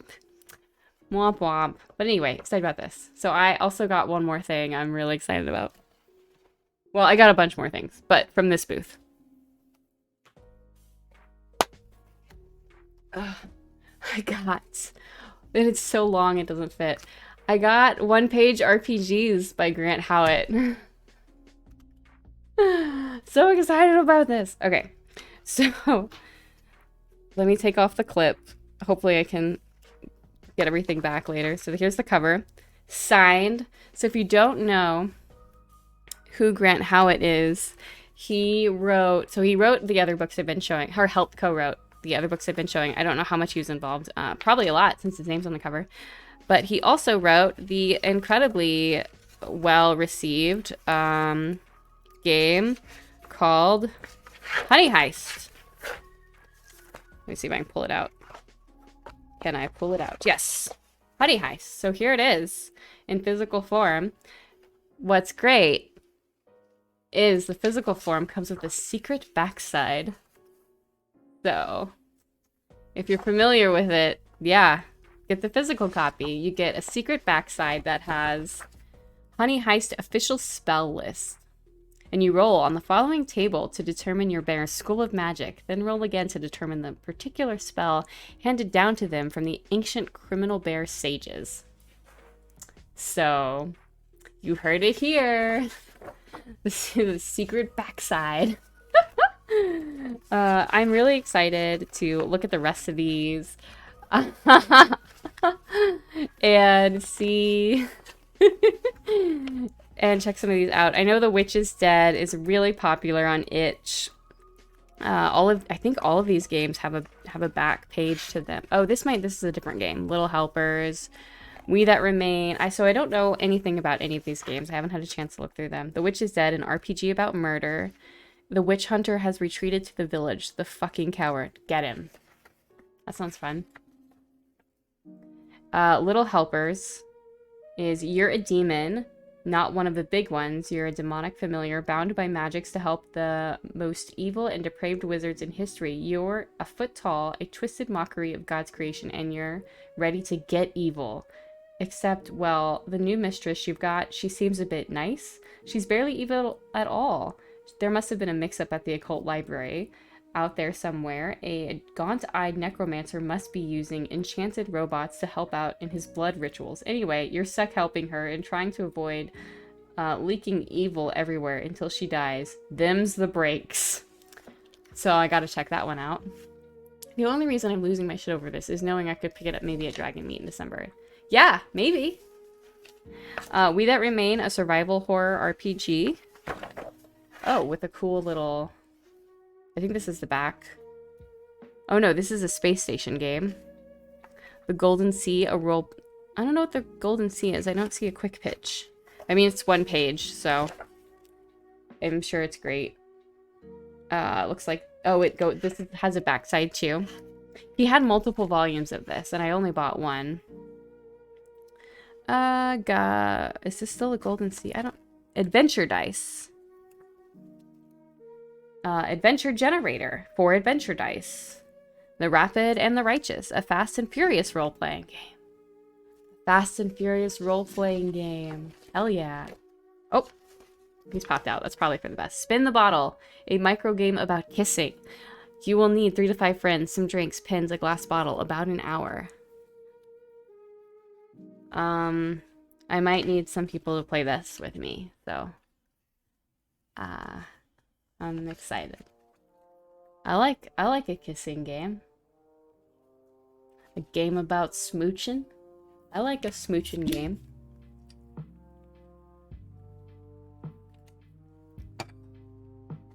Genius Loki, a role-playing game of small gods by Loki. You're a small god, a genius Loki?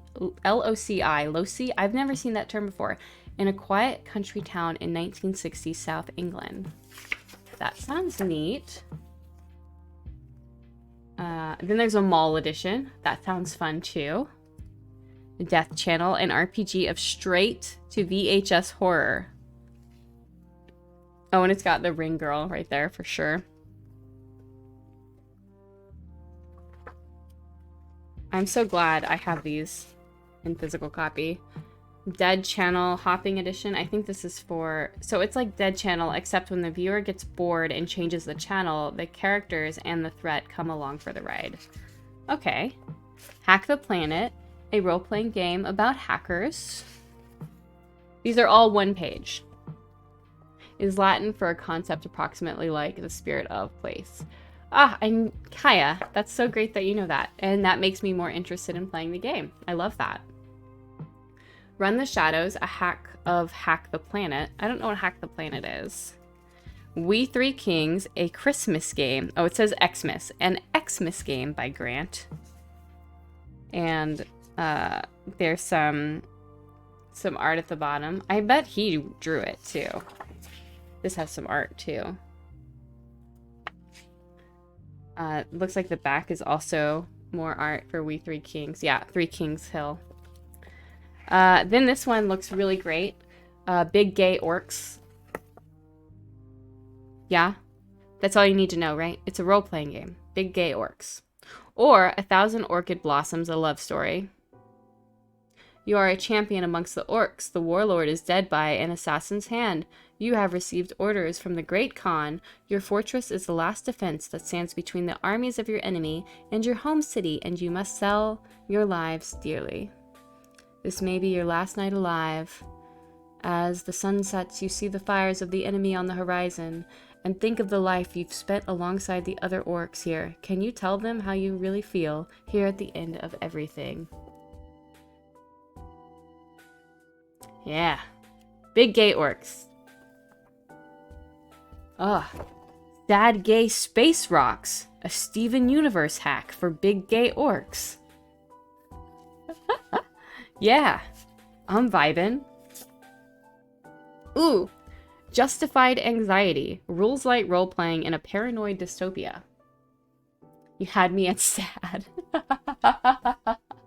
Let's be honest. Any game that has sad in the title, I'm 100% in.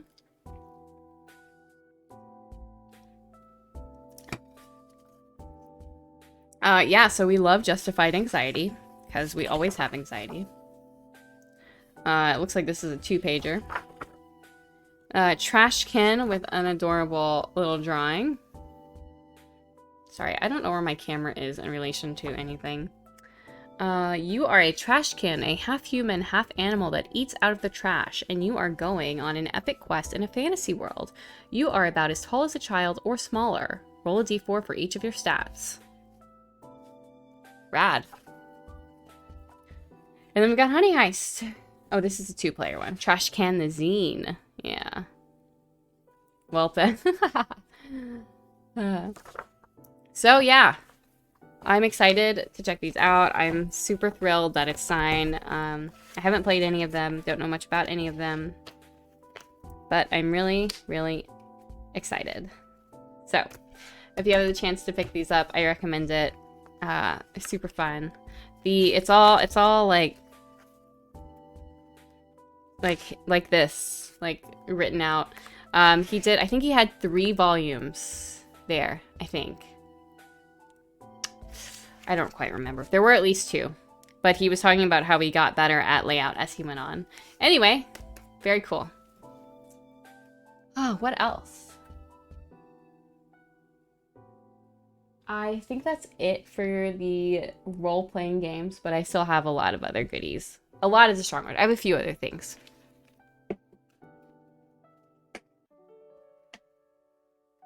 Oh.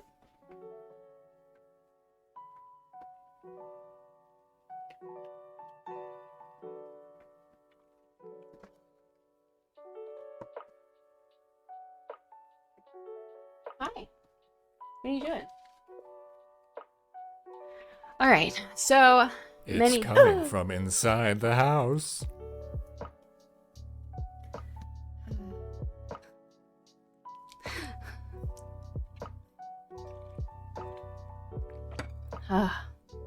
So fruits that summons my husband to come and sit by me, basically.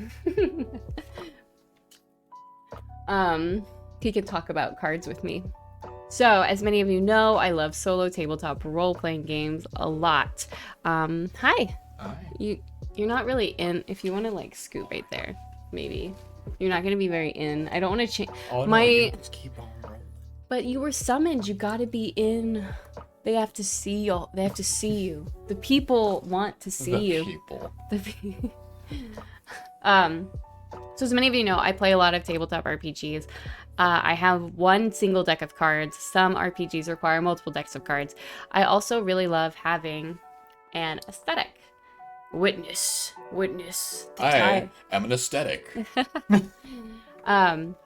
So with that said, some games I play are horror oriented. Some games I play are more lighthearted and soft. So I wanted to get some decks of cards at Gen Con that I could have maybe match the mood of whatever solo RPG I'm playing. So now I collect cards, is what I'm saying. So here is one set that I found. I found this the first day, and I didn't buy it. Yep. But I was obsessed with it. Yeah. So this is what the back looks like.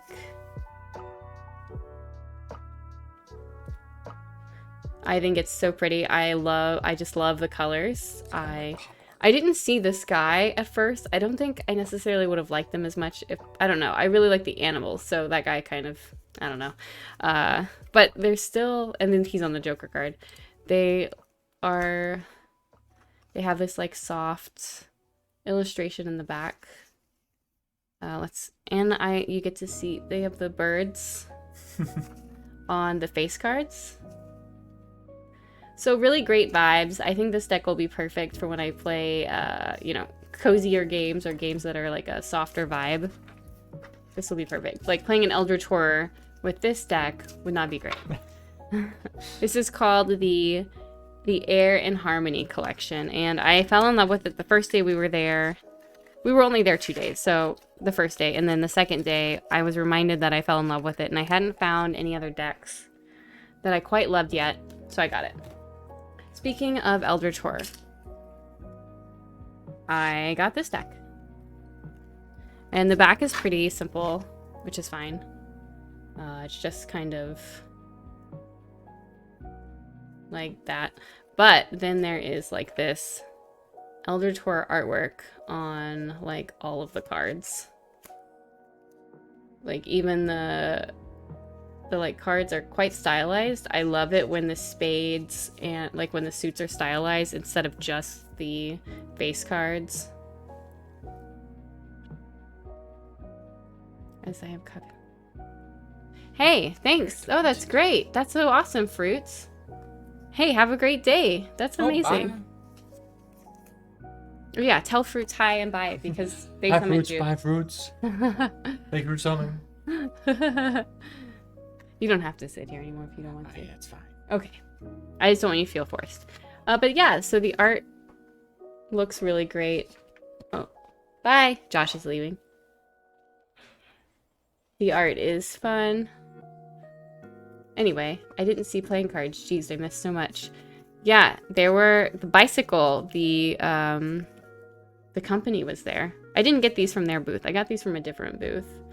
Gosh, look at the Ace of Hearts. I love that. Yeah. So if you're interested in this deck, albinodragon.com is where you can find it. Is that guy holding his own beard? Maybe. Oh man, look at that one. Oh, so good. Anyway, it's great, great fun deck.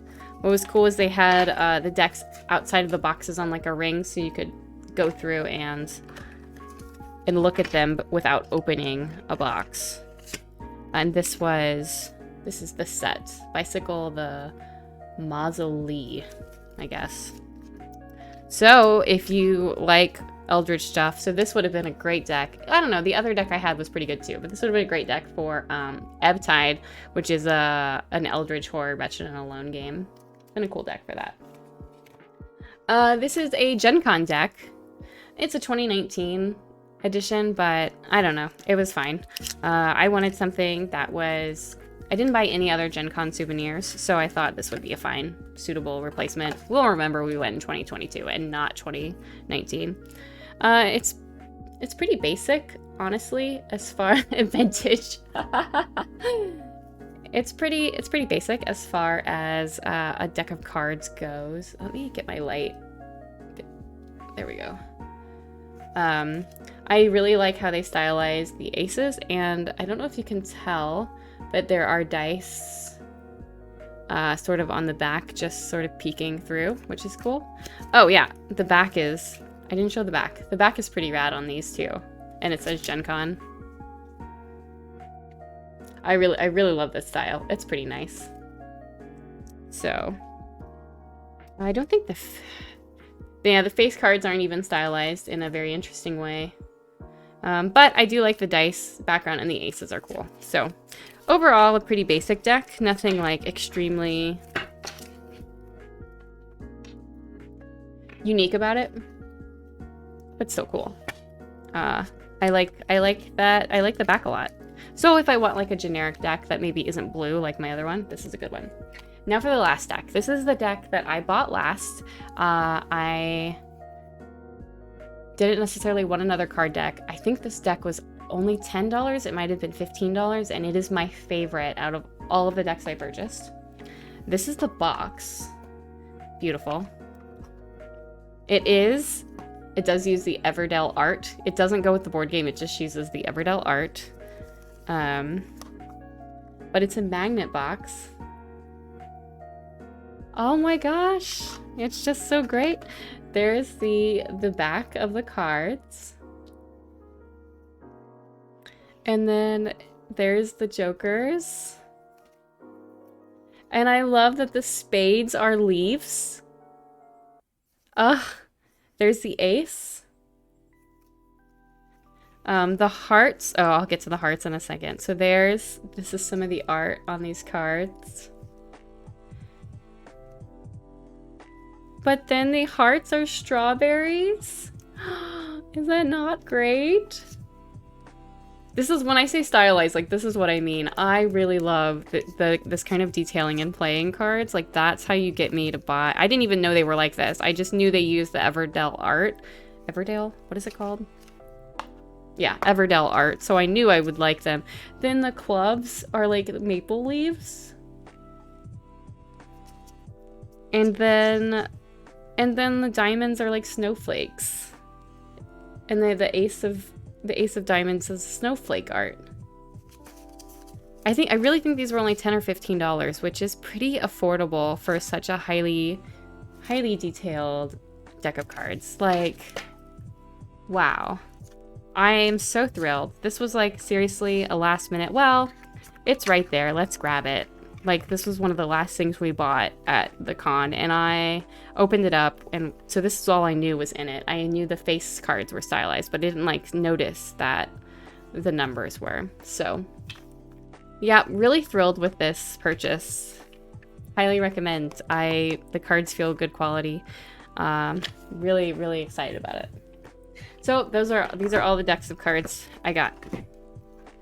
I was honestly hoping to get some tarot cards. I'm really pleased with the variety of cards I got. Really pleased. I feel like I cover a pretty good spectrum. I would have liked to have got some tarot cards, but I think I only saw two versions, and I wasn't thrilled with either of them. I know one deck of tarot cards was print on demand, so I knew the quality probably wouldn't be as good as I needed it to be for a deck of tarot cards. And then the other deck I found was you had to color them. Like they were color your own tarot cards. I don't have time to color however many cards are in a tarot deck. Especially if I'm paying like, hey, hello, who are you? I'm Cassie. Feel free to introduce yourself.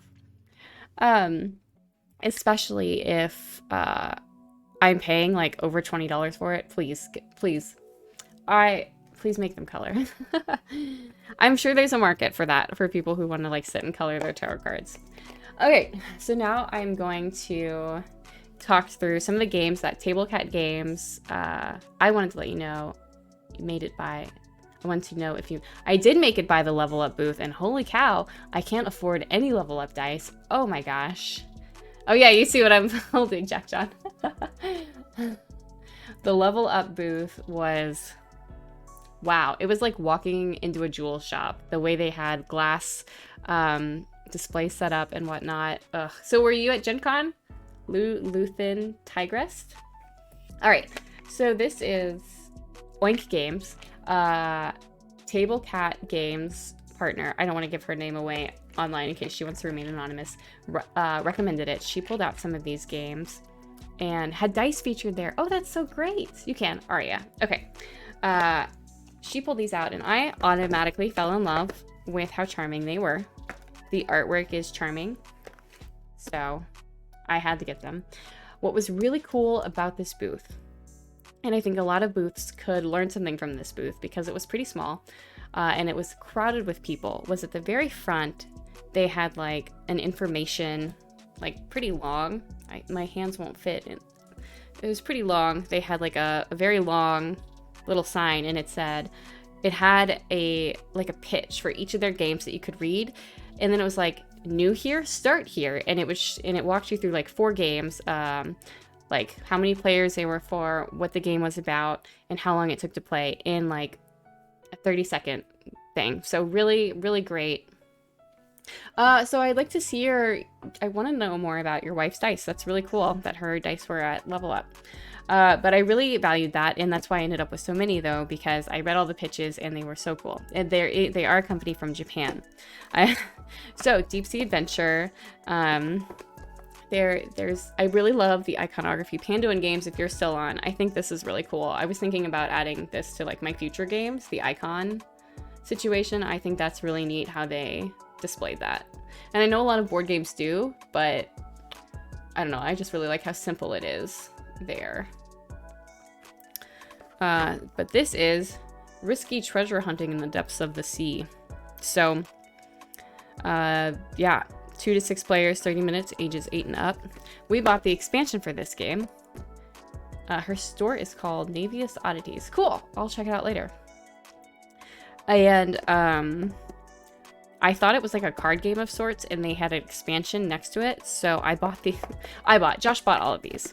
I bought the expansion because I was like, well, we're here, we might as well get the expansion. It wasn't. The expansion, my friends, was this. It was a dice tray. That was it, as well as a die. This little blue die here. That was it.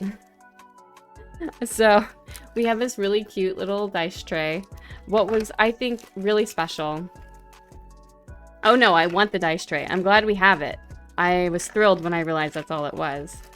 I think it's so fun. What was thrilling about the dice tray, though, is the tabletop RPG community on Twitter is constantly arguing about whether or not you should have a what is an RPG section in your book. This little dice tray box, because it came in a separate box, it came with instructions on how to use a dice tray. How absolutely delightful is that? Place your hand holding the dice tray close to the short side of the dice tray. Raise your hand to roll dice into the dice tray. And then no one 0 to 3 is allowed to do that. So there's if you don't know how to use a dice tray, I'm not here to gatekeep information. That's how you do it, okay? That's how you do it. If you've been scared this whole time to use a dice tray, no, Jeff. Oh, thanks for following, Luthien. That's how to use a dice tray. I could see that on a t-shirt. Well, without those instructions, someone might think you're supposed to put the dice in the tray and shake the tray. That's true. I'm sure there's a reason these instructions exist. Oh, well, it was so great meeting you, Andy. Thanks so much for stopping by, and again for the games. I so appreciate it. What do we get? 20! Congratulations on the D20. A 20 on the D20. I haven't had very many of those. Good job. That's fun. So I'm scared to open some of these because I opened them earlier to look inside and the pieces went flying. I'm doing a really bad job of explaining them. I'm sorry. I don't really know much about these games because I don't remember what I read that made me excited about them. But there's the information. This is Flotsam. I believe this is a treasure hunting game. You're competing against the other players and diving down to the ocean and trying to grab stuff. Oh, don't get muted. If you roll in that one, you get muted. So you have to, I love that you can play it in 30 minutes, and I love that it fits in this small box. I'm super new to Twitch. That was just hitting buttons. So that's all you have to do. It's just a random thing, but it's great. I love that you got a D20 like right after you, or you got a nat 20 right after you followed. That's really funny. Ah, yeah, don't forget your daily moth. Yes, I think they're also great. I don't necessarily always have energy for heavier board games, so yeah, I'm really excited to explore them. And I totally trust your recommendations. Jack John Games, Josh saw this one and immediately thought of you. So that's funny that you saw it already and called it out. But this one is you fight, you wrestle, basically. 20 minutes, 2 to 6 players. 5 games of Return to Dark Tower. Wow. I need to look further into Dark Tower. Its expense scares me a little bit. Hey, Insight Check, thank you so much for stopping by. I really appreciate it. You're great. Everyone should go check out Allison. I can do it. I can still do. The Allison was recently playing some of Pandoin Games stuff, I believe. And she's all around great. So go check out Allison. She streams video games as well as tabletop RPG stuff. So Scout was the one they were really trying to promote this year. Like had people like demoing it and showing it off, and they had all these posters, and obviously they put their exciting any nomination sticker on there. So I decided to pick it up too. You have suddenly been appointed as the leader of a circus. I mean, I was kind of sold on that premise alone. I love circus shenanigans. This is another great little 20-minute game. 2 to 5 people. Using the members of your circus, you must put together a show that will beat out the rivals. This is the box. When I opened it, all the pieces went flying though. So I'm not going to open it for you now. It has a lot of pieces. And some cards. I'm really excited to try these. So I'll probably do like little mini Twitter reviews for them as me and Josh play them. Because yeah, they'll be fun. I'm gonna show some of my stickers off, and then I'm gonna show the board games I got, and then we'll be wrapping up. I'm also starving, you know? I'm freaking hungry. I need some Cheez-Its.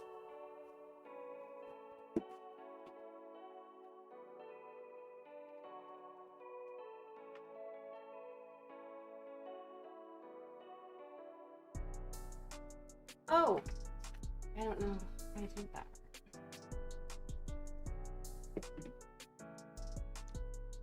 I also got some great art, but I don't have it in here. I might post it on Twitter, but it was from the author. If you're familiar with the game Dialect, not the author, the artist. If you're familiar with the tabletop RPG Dialect, she did some amazing art for that game, and that's where I discovered her. And then I saw her at Gen Con, and she had mystery bags, and then we got a mystery bag, and it was so beautiful. We got some amazing stuff. Then my favorite piece, and I'll have Josh try to find it because I think it's in there. It's a planchette art screen print in a moth shape. So that's great. I love that. Anyway, so we got some stickers. I also ran into Steve from Reckless Attack. These are mine. So those are my stickers from Reckless Attack. This is little checkers upgrade. So that's exciting. I also ran into ran into Paul with Tabletop Games, Table Cat Games, and I beat him up and stole these, as well as this little pamphlet to learn more about Street Wolves. Street Wolves is a cool retro futuristic setting where you play as like, oh, hey, thanks. Where you play as a secret agent. Yeah, and in like an 80s retro future, there's like, it's really cool. The Jumpstart is free. So go check it out. Josh, can you find the link to the Jumpstart? He might not be sitting back down, and post it in chat. It is free. Check it out. I am in a stream. I am playing a character. It's a little actual play. It is a single episode on Wednesday when I usually stream. I will be on Carrie's channel, so do please come by and check that out. It was so much fun. We are still talking about it. Josh was able to overhear some of the stream, and he's really excited to watch it on Wednesday. It is not a live play. It's edited and it's cut for time, and it's very polished. So you should come check us out on Wednesday on Carrie's stream. Pay attention to my Twitter for more information on that. So I won't be streaming Wednesday because I'll be hanging out in Carrie's chat on Wednesday, supporting that. Josh, please find the link for the jumpstart, or you all can scan this and find the link for the free. I think this takes you to the free jumpstart, or on Tabletop Games website, whatever. It's great. Check it out. It is a PDF, but it also has tabs that make it easy to navigate. Comes with pre-generated characters and a good overview of the setting. Yeah, takes you to the website. The website. You don't have your website on here? You should have your website, your URL on here too. And then I got some Everdell stickers. They didn't have as many stickers at the con as I thought they would, so that was kind of disappointing. We were really hoping to get a lot of like unique stickers, but that's okay. I think they probably sold out early. We didn't really get to walk around until Saturday. Here is the Moth Planchette. Screen print. It says it's a screen printed patch, but I'm definitely just gonna put it on the wall. I'm obsessed with it. This was in our mystery bag that we got. Their name isn't on here. I think it's Hookie Duke.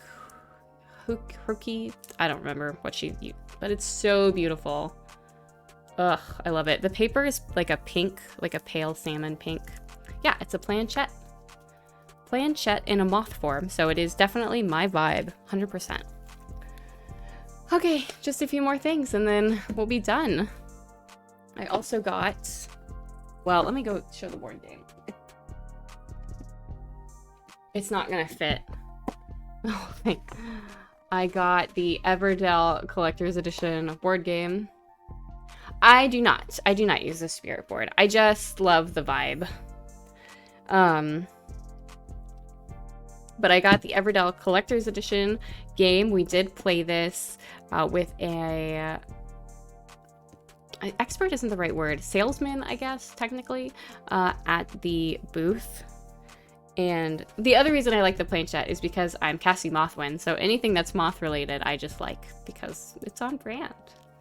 But this is the collector's edition. It was on sale. I really enjoyed the demo we played. I was a little disappointed that there's not a lot of interactivity between players, but outside of that, the playing was actually really fun. The strategy was really fun. We bought an upgrade to the tree they had there, so we have a wooden tree that plugs in as opposed to the cardboard tree that the game comes with. And it's like a deck builder kind of game. It's not really a deck builder, but you do use cards and you build a city, and the art is beautiful. It's 1 to 4 players.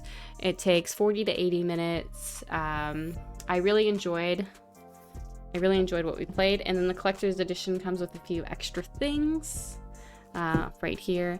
And I believe this is the 2nd edition. So if you're, yeah, it is. So if you're interested in getting the collector's edition, make sure you get the 2nd edition, because the 2nd edition comes with some corrections and other things that the 1st edition doesn't have. So you can get the 1st edition at a discount, but you'll have some errors that you'll either have to buy replacement stuff for, or I don't know. But I got the 2nd edition. Oh, sorry.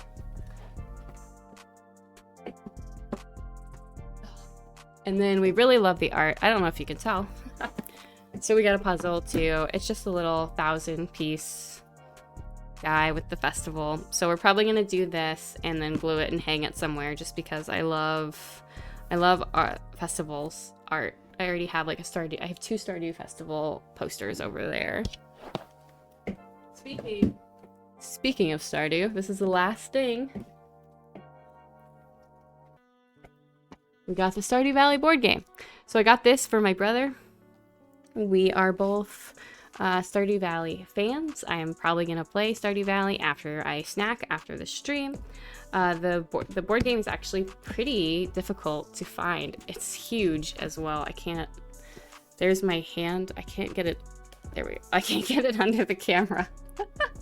This box is heavy. The back doesn't give you, sorry, it's so big. The back doesn't give you any indication of what's inside, really. So I've looked it up. You can download the rules for free. But yeah, the artwork is super cute. I got it for my brother for his birthday, and we're hoping we can sit down and play sometime in August. It'll be probably a 4-hour game because it's 45 minutes per player. So I know this isn't really a tabletop RPG, but I do feel like it asks you to roleplay a little bit. I don't know. We'll probably roleplay as we play it. We tend to do that with board games, especially if they're longer. Like when we play Eldritch Horror, we roleplay the characters we embody. And let me tell you, Hank the Tank the Farmer from Eldritch Horror is like a legacy now. Okay, well, my friends, that was everything that I bought. And as I said, it was a quick overview. I just wanted to show everybody because I was excited about everything. So I hope you enjoyed it. I'm probably going to read through all of these, maybe write up some articles on some, I don't know. It'll probably take me a year to get through everything or longer. The one thing I for sure want to go back and purchase is the Spire Jumpstart to go along with my Heart Jumpstart. But otherwise, Gen Con was great. We did get a flat tire coming home, but that was fine. It's all fixed up.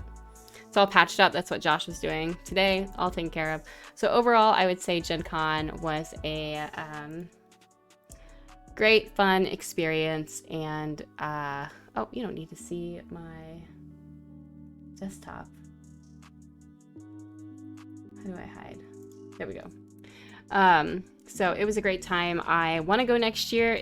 I want to work a booth next year. I don't think I want to work my own because I don't think I have the organizational skills to do what that takes, but I would love to sell somebody else's stuff. I'm really good at selling other people's things. Anyway, so let's find someone to raid. Thanks again, everybody, for coming. Oh my gosh, Dauntless. Oh, Jack John is streaming. He's streaming Skyrim. But let's go see Dauntless because they're amazing. Oh, are they still streaming? I have to sit through an ad. I hate that. When you're trying to raid someone, you have to sit through an ad. I really need to get... yeah, you're aiming to... Oh, to Gen Con? Or you're aiming to go to bed. God, it's so pretty next year. Yeah. Everybody should go to Gen Con. Let's all go to Gen Con and hang out. I had a blast. I got to hang out with so many people and meet so many people. I didn't really meet anybody new, which is okay. Due to COVID, I was kind of honestly staying away from people. At the con, like I wasn't trying to make nice with anybody I didn't already know. But it was still a really good time. I know some people did. Come on, let me through so I can see if they're ending. It looked like they might be ending. Yeah, Kaz, I was really hoping... Oh, no, they did end their stream. Okay, that's fine. We can go... Let's go see Jack John plays games then.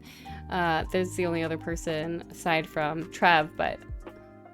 Let's go see Jack John plays games. He's playing Skyrim. Darcy, thanks so much for stopping by and hanging out. It was really good to see you and show you my games. Anyway, everybody, you've been great. Thanks for going on this little journey with me, and I hope you have a great day. And come see me and Carrie's stream Wednesday. I'll be posting links on Twitter. So, have a great one.